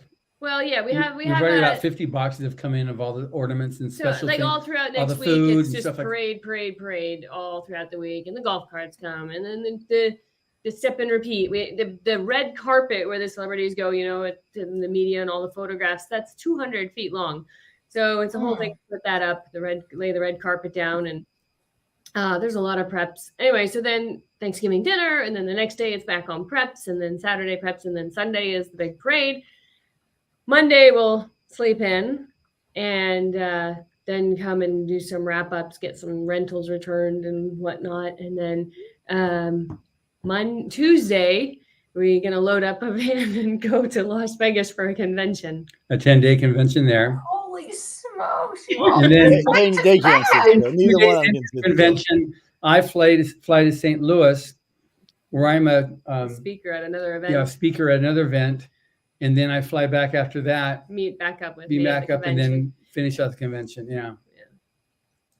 That's just how it goes. Right, Joe? Is that every year too? Is that every year through Thanksgiving or okay? Look, these two couldn't. You couldn't pay these two to sit still. I'm telling you. They sit too still, too long. Something might he's finally saying John can't sit still now. Well, no, John can't sit still either. Emily just got she can't sit still even worse. So sorry, bad grammar there, but still. Yes, Jenny, we're going to give it away in just a few minutes. Yes, it's up. Oh, yeah, I'll put it up on the screen so you can see it. I have another question too. Sure. I'm sorry, I have not ever talked to anybody like this. I apologize. So what's the greatest dilemma that you've ever went through dealing with this annual parade? We've had a couple. Okay. So, Joe, are we doing lightsabers or are we doing parade? No, you go ahead. You question away. So we've had a few very interesting episodes with the parade. It's like a running joke, like something has to happen each year, right? So one year, I think one of the most epic was when it rained. Oh my gosh, that would be devastating. So, and then you're dealing with all these celebrities, right? Can you imagine women with their hair and the high heels and, and they're like makeup and so she was on the fourth floor talking to the general at the time. That he was the head of the Air Force. And I get someone comes up, oh, there's an emergency outside, and the general's like, oh, you better go. And I said, sir, this is not your kind of emergency. This is probably like some celebrity got wet. So he's like, no, it's okay, just go. So I go down there. Of course, the celebrities were getting wet. That was the emergency. The red carpet was soaking wet. It was flooding. It was the worst rain we've had in years that night. It doesn't rain in Southern California, but it decided to rain on the day of the parade. So that was quite It ruined $250,000 worth of Stevie Wonder's equipment when he was performing. Awful. It was just. But it was really funny. One of the city council members, the cars that drive all the celebrities and politicals down the parade route, they were like, no way, I'm not going to ruin my car. I'm not taking the car out in the rain. So they started driving to convertible cars. They were like driving off, and we're like, oh no. So literally, like, some of them were like jumping in golf carts. This was just hilarious. And then one of the city council members goes, the car was driving. I said, give me my sign. And he's like walking down the parade route with his sign. It was just so funny. What's amazing about it is that when they did the actual broadcast of it, it looked so stunning because the streets were all sparkling and everything was all shiny and sparkly from the rain. And you couldn't actually see that it was raining in the broadcast. It just looked really sparkly. You could just see the waves when the cars were driving on the red carpet. The waves parting. But it looked really good at the broadcast. And a lot of the concert performances were recorded before the flooding started. And then one year we had there was a bomb threat one year. That was unexciting. Really? Dropped a package in the crowd and then disappeared. So that would turn out to be okay. I think the most epic, what everybody remembers is Santa Claus. Santa Claus. One year, it was an hour before the parade had started, and he's the big finale. And he was at our offices in the green room, and he went downstairs to get something. He was coming back up, and Santa got stuck in the elevator for an hour. Oh, shit. When John stepped in, right? He put a fake beard on and went out there. Oh, he was like, he was a really good sport about it, fortunately. But there was so much traffic in the elevator. We never just had that much before, and it works on hydraulic. And so the oil got too hot, and so it just got liberty. So it wouldn't compress. So he got stuck, and now that was stuck in an elevator once. Yeah. I know, for 3 hours. Ooh, yeah. It was 1 hour, but everyone was like, okay, the star of the parade is still stuck in the elevator. Finally we got him out. He was on time, but 10 years later, there's not one person, not one parade goes by where it doesn't get mentioned about Santa being stuck. Outside, they don't know anything about it, but everybody on the production and in the green room, and everybody jokes about it every year. So you all need to have a behind the scenes documentary. Yeah, like we need a parade bloopers or something, Some blue bloopers. Oh, and one time too, Superman was coming down the street, the big one, like the big balloon, the big Macy's. Oh, the balloon. So he was flying down, and he was coming into the host stand, and they were talking. Very windy. It was very, very windy. And the problem with wind is that too much wind, the cords are holding on can pull out, and then the air starts coming out, the helium starts coming out. So as it was coming down, some of them had pulled out, and so there was the host saying, "Here comes Superman," and oh, here he's coming. He's coming to give us a hug. Oh, look, he's giving us a hug. It's because it stopped and it went right on top of them at the parade host. So that was deflating really quickly. So that was another one of those moments. Yes. How do you all feel when that happens? Do you all get anxiety, heart racing? Like mostly we laugh it off. When it's happening, it's like it's super stressful when it's happening. But there's so many people working to make the thing go that no matter what the hiccups are, somebody's going to be able to work it out, and work through it. And there's so many pieces to the parade that if one of them glitches out, you still have 55 other. Not everything can even make it into the parade. There's so much stuff to make it 2 hours special, because in addition to the floats and all the cars and all that, you've got a concert, and the concert gets factored in there. So when you see the broadcast, Oh wow, yeah, that's right. you got these amazing musicians performing, and then in between your songs, then you've got the parade going. Yeah. So, but it is stressful, and then when it's over with, then it's done. But one thing that's really good, we have a In-N-Out truck coming to make In-N-Out burgers for the green room, and everybody working. Oh, that's nice. That'll be fun. which is a big deal here. If you've not heard of In-N-Out, it's a really popular. I've heard of In-N-Out in Kentucky. Actually, Really? Wow, I have. good. Yeah, I've heard of it. Yeah. Yeah, So it's a lot of fun. I'll just In-N-Out. The only time I see them is when I'm in LA or California. There's none down in the deep south. Yeah. They got- We don't have any here, but I've heard of it. Yeah. It's really super That's popular. 'cause they got- out west. well, In once you get- Colorado, I believe too. When I Yeah, was they got in in Colorado. Colorado, Yes. Yeah. Yeah, once you hit Texas, though, you got to deal with Whataburger, man. So Whataburger ain't let nobody in their area. They're like, But see, here where I live is, we don't have much in the way of fast food in New Orleans because, well, to be honest We with were talking you, about that yesterday, Joe. Yeah, you've got such good food there. All these. yes, well, it's like these chicken places. Instead, we used to have like Kentucky and Church's and Popeyes and all of them. They all went away because they have these just specialty chicken restaurants that people own locally. And the chicken's much better, cost you the same. It's much better. Or you can stop at a po' boy shop and get just whatever specials they have at any poor boys. It's just the food is just so much better. So it makes it hard. Most, with the exception of McDonald's, most fast foods go. Sorry, guys, I was banging on my desk. No, I set my alarm off. But Oh, is that your alarm? or your- come here. oh, You want to be in a no. parade? Come here. You want to be in a parade? Come on. You can come be in a parade. Come on. Come say hi to everybody. Now that you ran your big mouth. Okay. She's dragging herself across the floor, rubbing her belly. Dog is just rotten. So do you have any other questions there, Emily?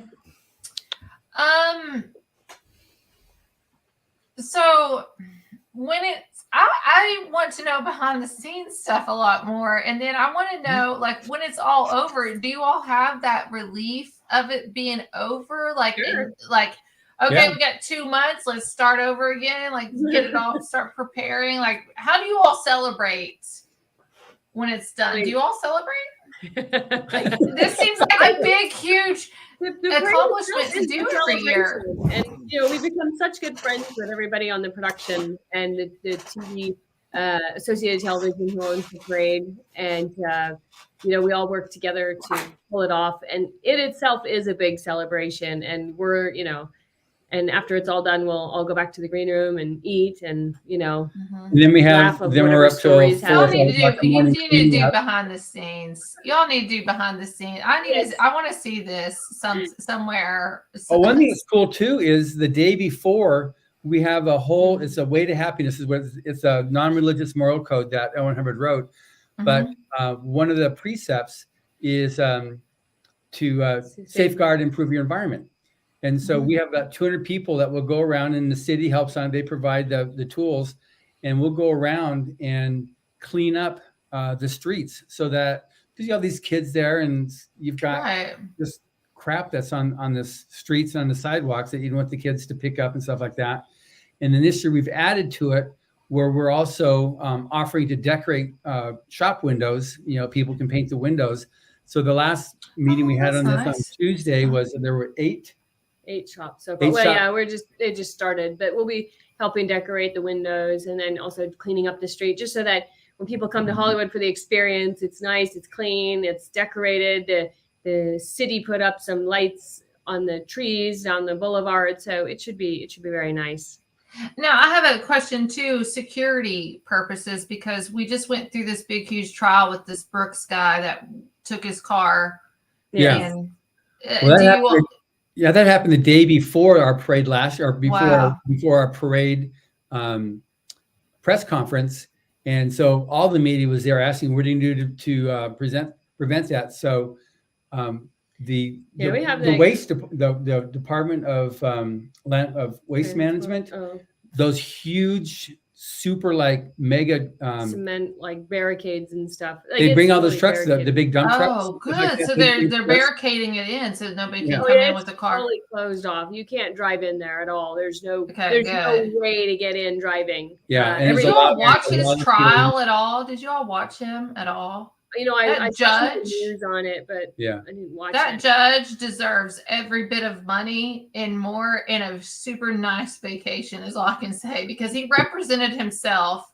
And then they have the trial. She sentenced him. He's never getting out, but then he had to show up, I think, in Oklahoma or something like 2 days later. He comes in with a wheelchair. So I think he's on suicide watch, but he's getting ready to go through stuff in Oklahoma too. He's a repeat offender, chronic person. But, when we come to an age where we got to think of safety, like that's kind of sad in many ways. And there are a lot of safety measures taken here at Yeah. the Hollywood Christmas Parade. And We bring Joe's guard dog also. I see is that a Chihuahua? What is that? I can't see. It's dark. It's the evil dog, man. She is. Yeah, actually, when she's not facing forward or she's got her eyes closed, you can't even tell she's there. If I wear a black shirt, nobody even knows she's with me. What's her name? This is Lola. Lola? Yeah, no one better as Blackie. Oh. Her That's what she ears was. twitch when you say her name. Oh yeah, she's an evil dog. The other one's roaming around the house. I'm surprised she's not up in my lap, but she's roaming the house. Go find your sister. Oh, you don't want to get down. You don't want to get down. She likes being famous. See, this one likes being. She wants to be cozy. She wants to be cozy. She likes being on the show. She knows when I'm on. She knows the difference when I'm on and when I'm not. And my laptop, I got pictures of her. Put my laptop in bed, start to do some more. Oh no, she's on top of the laptop. She'll either start typing or she'll close the lid and sit down on it. Like, you know what, Daddy, I'm here. You love me. Don't be playing with that laptop. That's right. Yes. Our puppies, our animals are our family. It's our kids. It might as well be a kid. As much as yeah, and also at the parade too. Another thing that happens is we have the step and repeat is almost 200 feet long. That's we'll have about 200 media people that are there. Wow. Huge. And so that's its own special drill that gets done too. We have a lot of volunteers to help on that. We definitely have police around there to help maintain, so we can keep the looky-loos on the other side of the fence. Because it's just, like I said, there's a lot of moving parts in that stuff. So we're very conscientious of security. And we're also very conscientious too, not of just security, but of, since just coming out of the pandemic, of protocols. We still have, even though everything's like open and stuff like that, there's cases that are still going on. So we'll have a registered nurse at the front door. So when people come in, they'll check to make sure nobody's got symptoms and stuff like that. Because the last thing we want is, people getting sick at a parade. Yeah. Yeah. We want it to be as nice as we can. So we're just doing everything. I think you all are doing the great thing and doing the proper steps that people feel secure and safe when they come and attend. That's what we're trying to do. Mm-hmm. That's the best way to do it. Anyway, I can't wait to watch it. I'm going to watch it this year, so I'm excited about it. I wanted to go, but Netflix is going to be aggravating. We'll talk about it in a few minutes. But it's guys and girls. This is Darth Maul's lightsaber. This is about $900 to buy this. So it's going to be given away to the 25th caller tonight, or the 25th person who writes into iCarCox.net. The first 3 shows I gave away stuff. I forgot to give out my email. People actually have to go find my email so they get right to my email. So do you have that one? That Well, what do we do is I made it so he sends me what he wants to give away, or I send him what I want to give away, and then we give it away. I mail the information, I email the information, and he mails it straight from the manufacturer to him. So 25 call. I want somebody to call in. I want to talk to him. No, we don't have a call on here, so it's got to be the 25th email. I would prefer a call too. I like email. I thought you said. I might actually do in December. I might use Skype some, so I can actually take physical callers. It's more fun when I'm giving stuff like this. Can I call in to win it? They know you know me, so they'll be like, Emily, I'll send you a message. Emily. All right. Now. I had a good friend of mine call me and asked me if his sister could win. Yeah. So I told him, "Why did you tell me that? I don't know your sister's name." Oh shit, that's right. I said, "Now I do, but I didn't before." I was like, "Damn." I said, because they're expensive. I mean, the one, like I said, the one sitting next to me is about $150, but it doesn't even have any sound on it. Right. Just on that sound. all the ones we're giving away have full sound packages, usually about 20 to 30 sounds. A lot of them actually change colors on the saber, and all of them come with the fighting blades. So they're not all baby things that you got to be scared you're going to break or something. You can get the regular blade on it, but you got to be careful with the regular blade. It's not made for banging into stuff or hitting people. You might break it. These you won't. I don't cut my stepdaughter up like 10 times with it. Poor Lola done got. I don't know. Telling me at times her head's got chopped off with it. But Lola fights back. She gets on her behind legs and gets her paws up and starts slapping. It's like, yeah, I'm not going down without a fight. She's doing like a Yoda thing on you. Yeah. She's like the force. Fiona's like, like Princess Fiona's like, I'm going under the bed, Dad. See you later. So she's like, I've had enough of this. So but Emma, it is a lot of fun. And anybody's listening, real quick before I forget, the air date of the parade. So it's broadcasting on prime time on the CW network. It's December 16th. Okay. At 8 p.m. It's both Eastern time and Pacific time, 8 p.m. So just December 16th, 8 p.m. 8 p.m. on the CW. Yes. Oh, and by the way, I forgot to tell you how you're going to win it.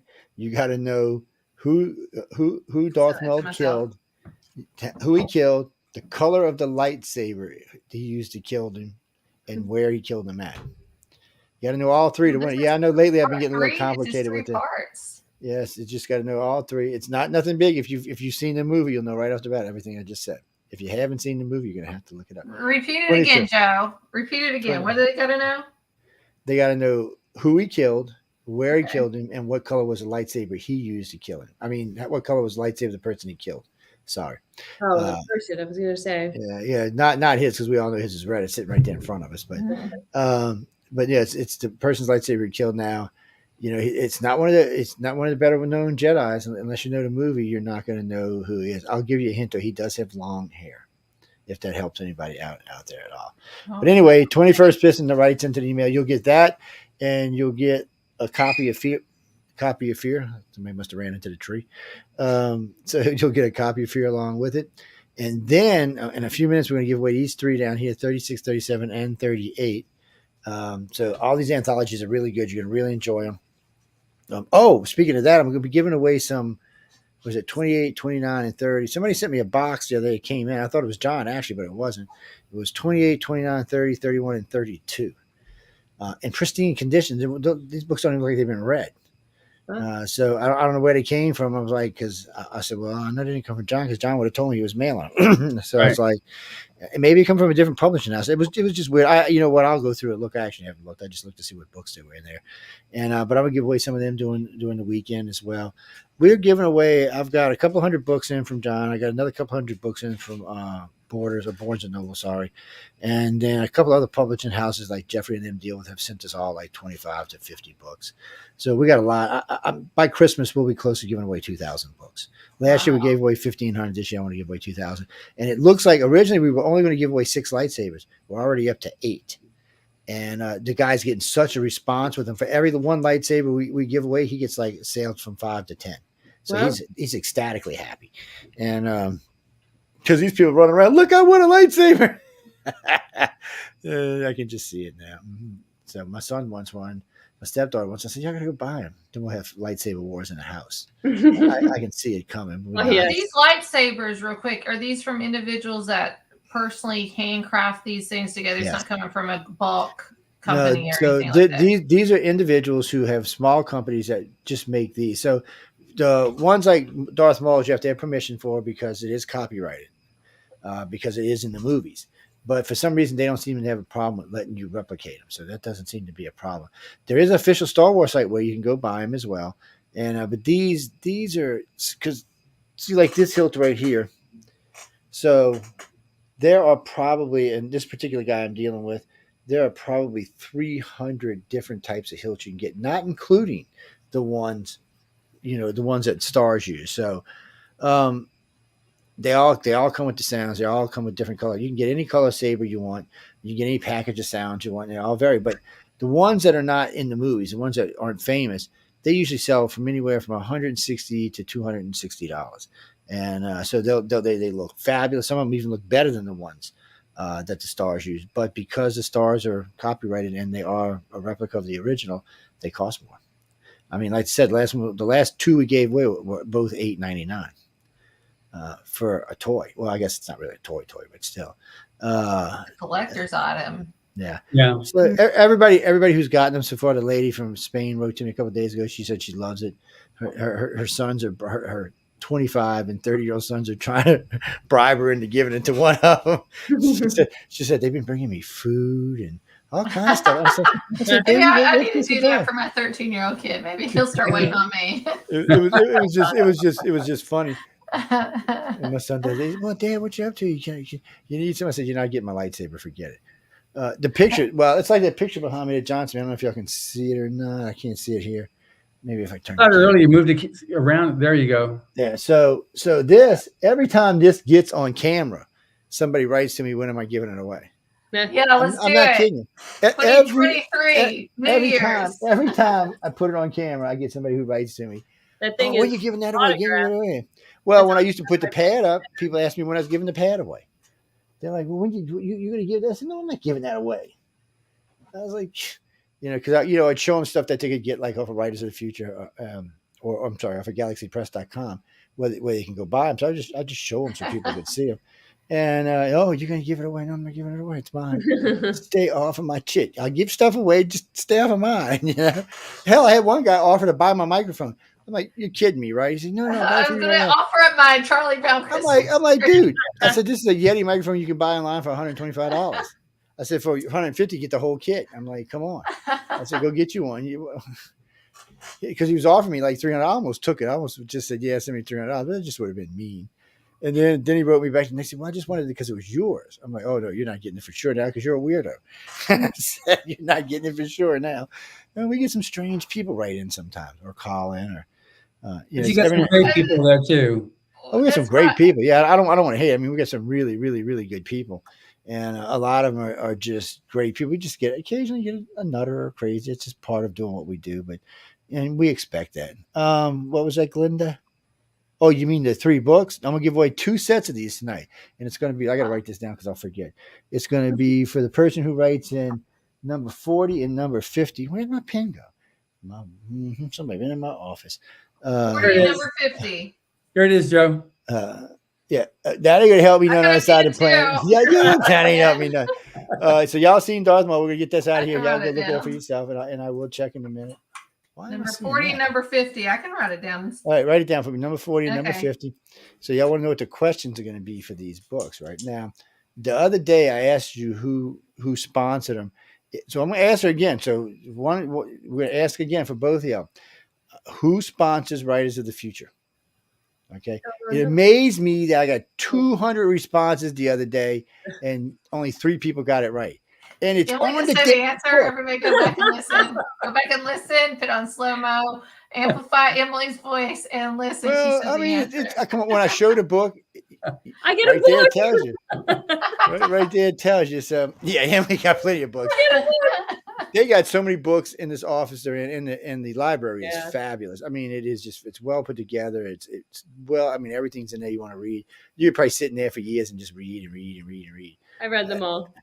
Yeah, I had no doubt about that. All right. By the way, I think dogs are empathic, not telepathic. I had seen you post earlier about that. No. I think dogs are empathic, not telepathic. A little bit different. That too, empathic. I think they're very empathic. It's just one of those things. No, Johnny, we're not going away yet. We got John in for a few more minutes, and then you get Emily for a few more minutes after that. Man, so, what was your question for number 40 and 50? Did you ask the question? Yes. Who sponsors Writers of the Future? Oh, like I said, the funny part is it's on a book. I'm not showing a book again. Whoever just wrote that to me, I'm not showing a book again. You should have caught it when I showed it the first time. Oh man! Well, the reason I'm doing this is because the other day I gave away 3 sets, so 9 books total, and I asked the same question. And I'm not kidding you. It was 200 people wrote in. Only 3 of them got it right. They were sending me all kind of names, freaking people I never even heard of before. I'm like, really? So I'm thinking, why don't you type in Writers of the Future and see what comes up? I mean, I'd cheat. I'd use a computer, but some people are listening to us via radio or via their car or something. So they might not have access to a computer, but I just thought it was funny. So yes, guys, 40 and 50. Who sponsors Writers of the Future? Hey, Google. Oh, and I did ask. The other one of the questions the other night is what city is the gala event? And somebody actually wrote me back, gave me the city and the place, all kind of information. I don't know how they got it, boy, but they had everything in there. They even knew who Emily was. I was surprised. They had the longitude and latitude. Wow. Well, I really wanted those books. Yes. John, you don't need any more damn books, man. Jesus. And by the way, guys and girls, we haven't talked about, this is a special week for us. This is my 200th episode of the Writer's Feature podcast that I just sent to you before we started the show. When we've been out for 3 years, and Joe and I have been co-finalists on the People's Choice podcast. Yes, and we want to win this year. Damn it! I'm sorry. This year we're in. But this episode here, number 200, when we were at, I don't know if you made it to it or not, Joe. The one night where we had the live theater, we did the little theater production. It's like a radio theater production of one of our stories. Oh yeah, actually, I was there for that. Yeah, so we recorded it. It's a 30-minute show, and then yesterday I invited the actors onto a 30-minute Q&A.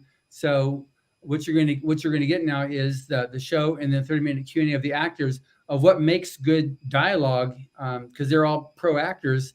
What makes good dialogue for authors, so to help them out, because this is the Writers Feature podcast to help, with tips for aspiring writers. So we're very excited about it. I'm really excited about it because this is number 200 when I had no idea it was going to grow like it's gone. And it's going fast. Is this inspiring writers with nonfiction and fiction both? This is for fiction, but we provide what I'm sorry, I'm writing a nonfiction book right now, so that's why I'm asking questions, and I'm having a hard time getting through. I'm on chapter 9 of my nonfiction, but that's why I was asking. Oh, well, I've had so many different guests on fiction, nonfiction, but I've also had publishers, I've had editors, I've had a lot of media. Joe's been on it before as media, but I've had several other media. I've had publicists on. I've had a lot of artists. I've had a lot of illustrators. I've had all kinds of guests over the years, and the whole thing is to provide all different aspects of the whole thing of writing. And so it applies to fiction and nonfiction, because even if you're writing nonfiction, you still have to be able to get something that makes a person want to read and turn the page. Right. So if it's just really dry, it doesn't work, fiction or nonfiction. So it's got to be something that's going to pull a person along. So we definitely get into that. I did a whole thing on audiobooks. I had the head of Audio Publishers Association, and I had the publisher. I've had various magazine editors as guests talking about their relationship with publishing. So it's the whole thing on it. And you can just easily scroll down and just see all the different things. It's on Joe on iCar has it on his SoundCloud, but I've also got Writers of Feature podcasts on SoundCloud where I host it. And there you can see all the episodes lined up. But it's just the whole thing on this is inspiration and tips. And when I've had movie directors, in fact, next week I have a movie director going on. He used to be in charge of all the content for Sci-Fi Channel, and now he's gone off on his own. He's doing big movies, but that's how I got to know him when I was pitching some of these books. He tried doing it, but he just couldn't get through his bosses. But he was the exec VP at Sci-Fi Channel, so we talked about a lot on movies and script writing. So we've got all kinds of stuff we've done. It's amazing. Yeah. Does this come out weekly, by the way? Yeah. Okay. Yeah. So Kim Lang won the Darth Maul lightsaber. Kim, good. You were right on it, man. And what is your location? Where are you? British. We covered Vancouver. Hey, yeah, you might. Yeah, do because So you're in Vancouver. Well, I got the email. So Vancouver, we got a winner in Canada finally. What is this? Nobody in this country. Only 2 people in this country so far. 3 have won lightsabers in this country. People. I know we got an international audience, but damn. And only 2 guys have won it. So this makes 6 women now that have won. Wow. So ladies, y'all are whipping the lightsabers out. I mean, I'm sure. Be sure to tell your friends. You'll get all. Pay attention to details. This is what's weird about this. We don't publicize him on a network, because what happens is he's going to send you some stuff when he sends you the lightsaber. Just give it to your friends. There'll be discounts and coupons and stuff like that. So far it's worked great. I mean, his sales are up. He's happy. I mean, he's doing good at FanX. That's where I met him. I was at FanX. I didn't get a chance at DragonCon, but I met him at FanX, and I told John, Emily had a freaking line around a damn line going around this place. It was ridiculous. Yeah. And I would have probably never got in. I just finally introduced myself as media. And he's like, oh, well, come on over. Let's talk. Every now and then I just say, wait a minute, now let's chit chat here for a minute. But and that was I think 3 of them they're selling those lightsabers. I was gonna buy me a new sword, but they were a little bit crazy on their sword prices. Even with Damascus steel, the prices were still just a little high. I was like, I said, I think I can get a better deal than this. And the guy got mad at me. I said, no, I'm not trying to be rude to you. I just think I can get a better deal than this.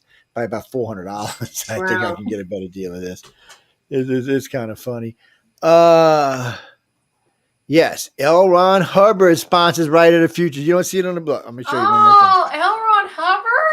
Yeah. That was on there? Yeah, it was, isn't it? On the top. Oh, my goodness. I should have known that. I don't know why it took y'all so long to figure it out, ladies and gentlemen, but I mean, it's on top of the book. It was on top. Yes, it was on top.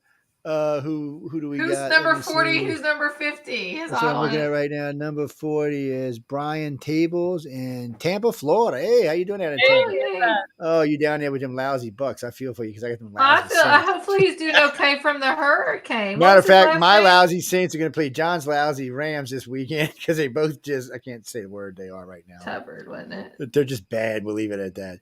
And let's see, who is number 50? Who's number 50? We got to count through this. Jennifer Kristen, and where are you from? I'm just writing this down just in case you need it. I don't know if you do. I think that's Greenville's, Illinois. Well, happy out. They'll be sent out to you tomorrow. We ship them out. They usually take about 2-3 days to get to you. Right. The lightsabers take about 3 or 4 days, so you get your hands on them. And remember, once you read through here, there's what are we giving away 3? So there's 35 more years of these books. Okay, and that's just not the only thing in the library, but. So when you get through reading these 3, you're giving whatever you do, go over to write it to God, boy, I am just tongue-tied like a dog tonight. Go to galaxypress.com, look around, and you can get all the rest of the books there. I've got down to, I think I'm down to like 25, 26, I don't know, somewhere up in there. So I'm getting further down the list now, but all of them have great stories. And what do you mean generational? You mean no, not really. The stories are not. They don't really put you in a time so much like you knew it was written in 1980 or 1990 or 2000.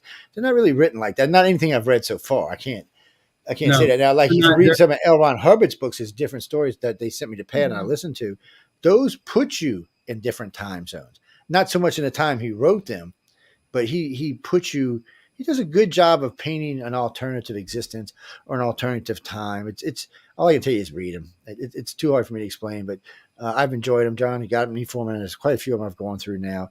And now that I got my damn pad back, I can hook it back into my car and listen while I'm driving. We don't even want to talk about the pad incident. And oh Lord, John them sent me a really good pad, or Dolores sent me. It was great, and I was using it all the time. And they came down to New Orleans. We were hanging out, did a little filming, we had a little dinner. And I forgot the thing in the rental I was in because I couldn't pick them up in my car because they had too much luggage on it. And it was like, so I went back to see it. And I know the guy who owns the place. So I walked in and I said, hey, man, I left my pad. And this is like 15 minutes after I left my pad, 20 minutes. And he looked in the car and said, I don't see it. I'm like, dude, it's in the car. Oh, no, I don't see it. It's not in the car. This went on for how many months? 4, 5, 6 months. This went on for, and all of a sudden, miraculously, it shows up. I'm like, really? Where does it show up at? Wait. Well, they called me and said it was on a shelf and everything, but wait, it has a charge. So somebody was trying to get into it because it was charged. There ain't no way after 6 months. Yeah, they had it on the charger. And I got mad at him. I said, dude, it wasn't me. It wasn't me. It's a stupid person that works there. I'm like, whatever. I said, you should have went and looked. I said, we're friends. You should have went and looked. I said, you should have went and looked yourself. But I'm glad you got it back.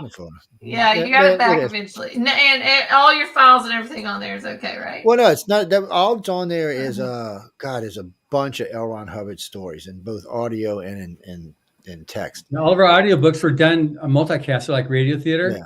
So this one here, Battlefield Earth, which he plays it on his station for between Christmas and New Year's. Well, it played the week of Halloween, 7 hours, 67 actors, 150,000 sound effects. It's amazing. It won the top award for audiobooks, the audio award. And we break it into 8-hour days. And, I work from home and I listen to podcasts and stuff while I work from home, so I need to listen to this. Yeah. It's fun to listen to. It really is fun to listen to.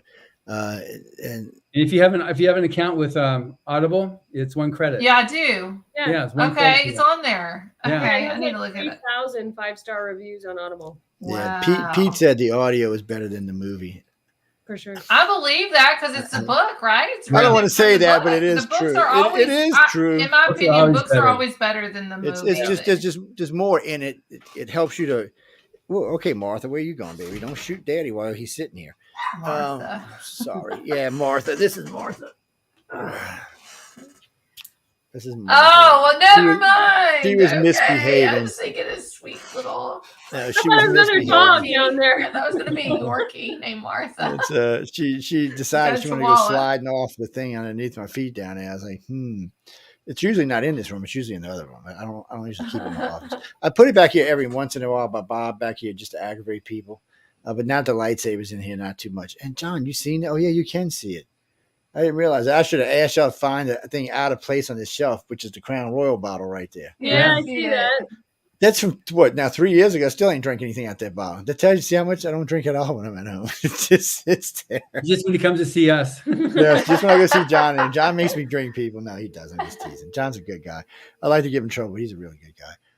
I would. That's what I was going to ask you before we get out of here. Do you think the writer's course over at Galaxy Press would help her with her book? Because I don't know. Versus I was fiction. thinking about that. If you go to writersofthefuture.com, we have an online writing workshop. It's a course that anybody can take. It's free. It's free. It's at writersofthefuture.com, and you just find online workshop. It's just set to go at your own pace, and it's taught by Orson Scott Card, who wrote Ender's Game. They made that into a movie. Okay. Tim Powers, who wrote the On Stranger Tides, which was made into the Pirates of the Caribbean movies, and then Dave Wolverton, who used to be the coordinating judge for Writers of the Future. He wrote some of the Star Wars books. So they're all best-selling authors, and they do an amazing job doing some very easy people. And there's some essays on there by L. Ron Hubbard, and just how to put a story together. Okay, awesome. Thank you. I wrote that down. I'll look into all this in the next couple of weeks. Yeah, because it gives you a lot of we've had reporters take the course, people that write articles for magazine, journalists take the course because it gives a lot of really good information that's universal in writing. Okay. So there are some I've been through the course 3 times, but when I get to the end, I can't write. So I just anyway, we're not getting into that today. Well, that's some good promotion for the course. Thanks, Joe. No, it's a great course. That's what I'm saying. It's a great course. I'm just not the one. Joe's just So can't to get put to this, that just to level. put this in perspective, I was out with them in April this year. I managed to get 12,000 words written. Still got them on my computer. That's it. I haven't even put a word on it since I've been back in the house. You have I to don't come know back why. out to LA to finish your story. I know, but I did because what I do is while I was uploading stuff and prepping for them from everything we were doing in the day, I would sit down because I had I had the laptop open, another one open. I'd just start writing while I was waiting for something to finish, and then would ding me and finish, and I'd pause and go do that, and I'd go back to it. You're so distracted. But at home I am because I got a lot of other stuff going on besides the station and iCar and my other business. I got a bunch of stuff going on besides that. So there's always something around here. Needs that. Like right now, I'm putting new floors in my house. That's what I'm doing all next week is putting. By the way, they're really pretty. It kind of looks like that wood behind Emily back there. It's actually apple wood is what it is. But so before I'm laying it over Mahogany off Anchorman. Yeah, no, I'm laying it over. I got a hardwood floor in my house now. Sorry. Yeah, no, that's okay. I was going to re-sand. What's that line he says about Anchor smells? I can't remember right now. That's one of the funniest movies ever. I'm sorry, everybody. I was thinking about that. But I really got to thinking I was just going to re-sand my hardwood floors. And then I said, oh, man, do I really want to get into that project? It's not really that hard. It's messy. So now I'm just going to go ahead and go right over the top on with this floor. It's a beautiful floor. It really, really is. It's an expensive little floor, but it's a beautiful floor. And yeah. Actually, I'm not going to use it, but I'm going to use something like it for my bathroom. I just got through laying new floors in all my bathrooms and in my other hall. Yeah, everything back there. This is all hardwood floor there. Yeah, and that office is beautiful, by the way. And again, Jack, whoever wrote to me earlier, no, right now it's not real, but it is real. It's a picture of a real place that they work at. Yes, no, they work. It's really like where it's right below us, the floor right below us. Wow. Yeah. And right here behind me, where I'll move out of the way. Yes. Oh, look at the trophies, man. These are the trophies that you win if you win Writers of the Future. Wow. Notice those that are one trophy's beautiful. bigger I than the love other. those. Yeah. They really put on a great event. I mean, everybody there, it works really hard. Everybody puts on a great event. Everybody's very likable. Nobody's bugging nobody about anything except what they're there for. So all I can tell you is write and win, and you'll know what I'm talking about. I can sit here and tell you all day long who everybody's listening to us, but if you don't win, you don't understand it. I mean, they give you a tour of Author Services, which is a great place. They got great people over there. They got great people everywhere. I have not met, and I hate to say this because I'm going to jinx myself, but I have not met anybody there I did not like, which is weird for me because I'm usually not liking all people much. I'm usually like, I don't like you, get out of my face. It's they're just really good people. That's all I can tell you. And being involved with them is a great thing. Who's nicer, Emily or John? John's way sweeter than Emily. I'm gonna be Emily. I'm gonna be John's Emily. way sweeter than Emily is. No, John's a sweet one. Emily. Yeah. John's a nice one. Emily's like, let me get you. No. And this year I'm going to arm her up, so y'all better watch the hell out. She'll have a secret weapon this year, so y'all better watch out. Get you. I'm gonna get you one of the things you can strap it to your leg. In for that lightsaber is what she's gonna be. And then she's gonna pull that I'm out giving on her something you. much better than a lightsaber, and I'm gonna get you one of them things that you can put it inside your leg, hold it on your leg, put your pants right over the top of it. It actually has a clip, so you put it upside down. So you have a clip when you raise your leg and you hit it, it drops out. It so drops you can out. It drops out, so you can grab whichever hand you got and whatever you hand and just. Man, you kill somebody for it, even though they got killed. You're like, head be rolling on the ground, and they'll be looking at you. Did you just kill me? Oh shit! What the hell happened here? Yeah, that totally fits my personality. No, I pick on her all the time, guys, but it's only because I like her. Yeah. She reminds me of Lara Croft, Tomb Raider. I know, yeah, it's true. Huh? She's Tomb Raider. Yes, Jennifer, that is true. I only pick on people I like. If I don't pick on you, it means I don't like you. Yes, that's just one of them things. I pick on people I like. I'm not going to waste my time on people I don't like. I learned that about boys back in elementary school. The boys that picked on me liked me. I'm not going to pick on anybody I don't like. That's like a waste of time, man. What the hell? I got other stuff I could be doing besides that. Gene, wait, one more question. We got to get out of here. It's already 20 after. Okay. What you got? What you got, Jeannie? Jeannie, come on. Throw it up there. Throw it up there. Yeah. GalaxyPress.com. That's where you go to buy it. Yeah. They got the anthology. They got a lot of stuff over there. All I can tell you is go look. They got pads, they got little phone looking things, they got little SanDisk cards. There's all kind of stuff there, and they make great Christmas presents. Yeah, we got some great holiday specials up there now too. And it's not going to put you in a poorhouse either. That's the nice part. The pads are expensive, but that's only because it's a full size iPad with just at least 300 pieces on it. It's probably more than that. Oh, wow. And so it's well worth whatever you're paying for it. I think you're going to enjoy it. It will take an average person. A decent reader could probably have a couple of years worth of material in there, except for Emily and my wife. They'd be 5 minutes later, they'd be done with it. Well, some people just like to read. I mean, my mom. She's a language arts teacher, retired, 8th grade. And it's weird for me because you give me a schematic in 15 minutes, I'll be done with it. You give me a book, I'm like, what am I supposed to do with this? I need a tape, man. Give me a CD. Give me a scan. Just give me something I can plug into something. I don't know why that is. It's something. I'll tell you what it is. When I was in private school, my English teacher, Miss False, who was a Harvard grad, she made us do a classic a week, every week. So I had it for 3 years, and we had to do a classic every week. Things like every classic you can think of, we had to read and write an essay on. I was like. And don't get me wrong, it opened my eyes to a lot of literature that I probably wouldn't have read otherwise. But some of it, I was like The Red Fern Grows. Okay, it was a good story, but it's not something I would have read. Oh, my eyes out on Red Fern. Yeah, Charlotte's Web too. Yeah, hey, look, I'm not gonna lie, I cried too. Charlotte's Web. I'm not too big of a guy to admit it that I cried. Oh, and by the way, so you know, Old Yeller. So you know, sorry, I'm going through all these. Yeah, no, I had to read that one. There's just so much stuff we had to read, and then we had all the literary classics we had to read, which is great. I mean, it really. And the school was different. They took us to operas and they took us to ballets. They even took us to rock concerts.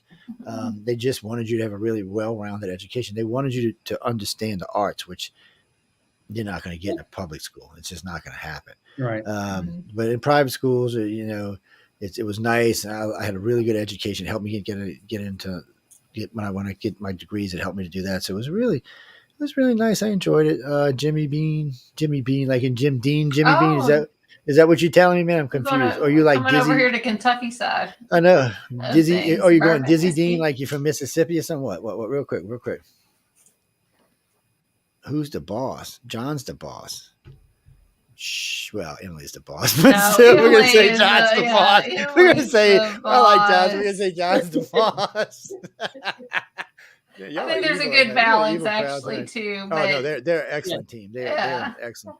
If you got to see them at work, guys, to see them, they're an excellent team. No, they kind of split up things and do what they're doing, and both of them are busy all the time.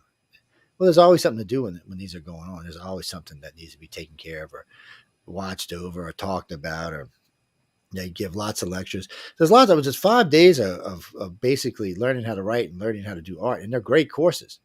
I got to say, this last one, I actually see the first year I went out and visited them. I was with the artists most of the time, so which was a lot. But I'm a lousy artist anyway. But still, but this time I spent a lot of time with the authors, and I picked up quite a lot. It was just guys, I'm not even a writer, but I did pick up quite a lot. I think for any decent writer who came out there and spent some time with these people, you're really going to sharpen your skills. I know that for a fact, because if you go listen to some of the interviews that we did, some of the questions I asked, did you think this helped you to become a better writer? Everyone I asked said yes. Matter of fact, every illustrator I asked said yes. So it's like a stepping stone for y'all. Is really what it is. Mm-hmm. If you can win this, you're one step closer to that dream that you're after. No. Oh, no. You can't submit stuff like that. No, sorry. No sex, no drugs. No. That ain't going to work. Somebody No violence. That, really? No. Oh, yeah. That Well, no, should it's have not been the a first time. call-in. We've actually had Should have been a this asked before. It's PG. I always say PG-17, but it's probably really PG-13. But yeah, just think of it like that. Think about, let me do it this way. You got kids? Okay. Would you want them to read it? Think about it's okay for your kid to read. Not your 18-year-old kid, your 11-year-old kid. Think of it like that. Yeah. So if you're going to write, that's what you want to write it to. Yes. No, it's good. Okay. I can take any kind of language, but I've read 3 of these now, and there's no cursing in them. And it's just the books keep your attention.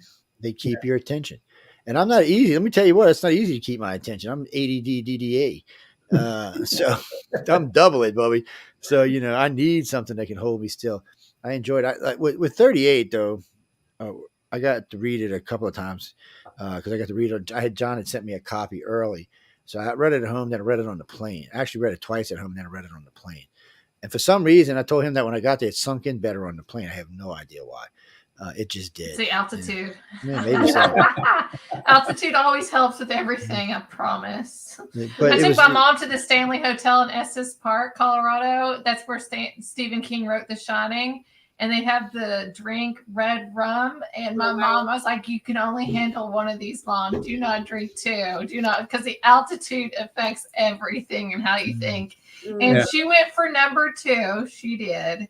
And she started giving my name and number out to guys to set me up for a date. Come marry my daughter. No.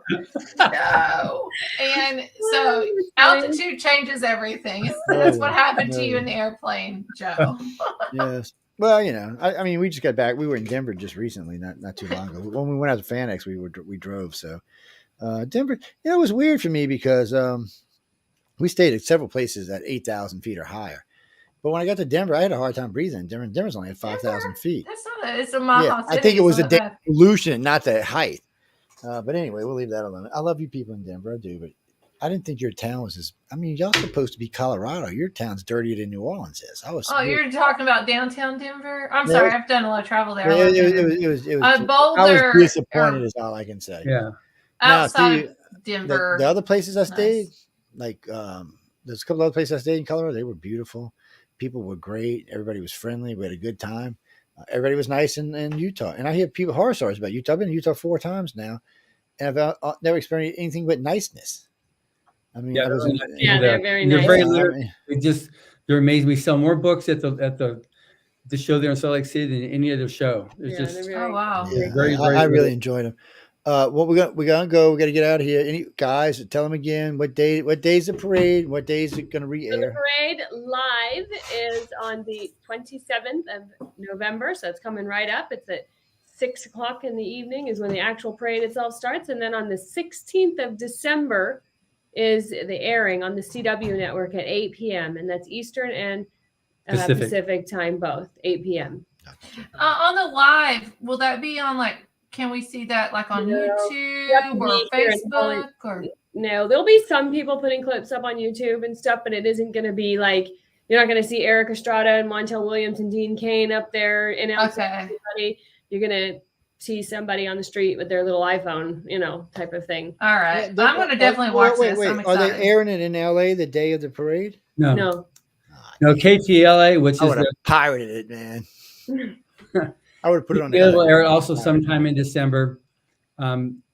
Probably the day or two after the 16th, they'll do it there, because they'll have a special broadcast for Los Angeles that has the mayor and the city council members are also in the play. They do a special edit for that because those are people that the city will appreciate seeing, but somebody out in Colorado or New Orleans that's true. They wouldn't care less about a city council. They'd be like, well, that'll be the Friday night, the 16th. So that's the last day my son goes to school. So we're going to celebrate Christmas vacation with this parade. We're going to watch it. Wonderful. Yeah. Wonderful. Cool. So y'all be sure to get it. And don't forget, chant Emily when you're in the damn parade. I want to be watching. I want to see some damn chanting going on out there, people. That, and don't forget, I already know John and I are going to get nominated next year, so your asses better get over there and vote. I'll tell you this. If one of us don't win, I'm not giving away nothing next Christmas. That's it. He's lying. I'm serious. I don't even know him that well. He's lying. Vote. You know what? For every person that garners us 500 votes, I'll give you a lightsaber. Mm-hmm. How's that?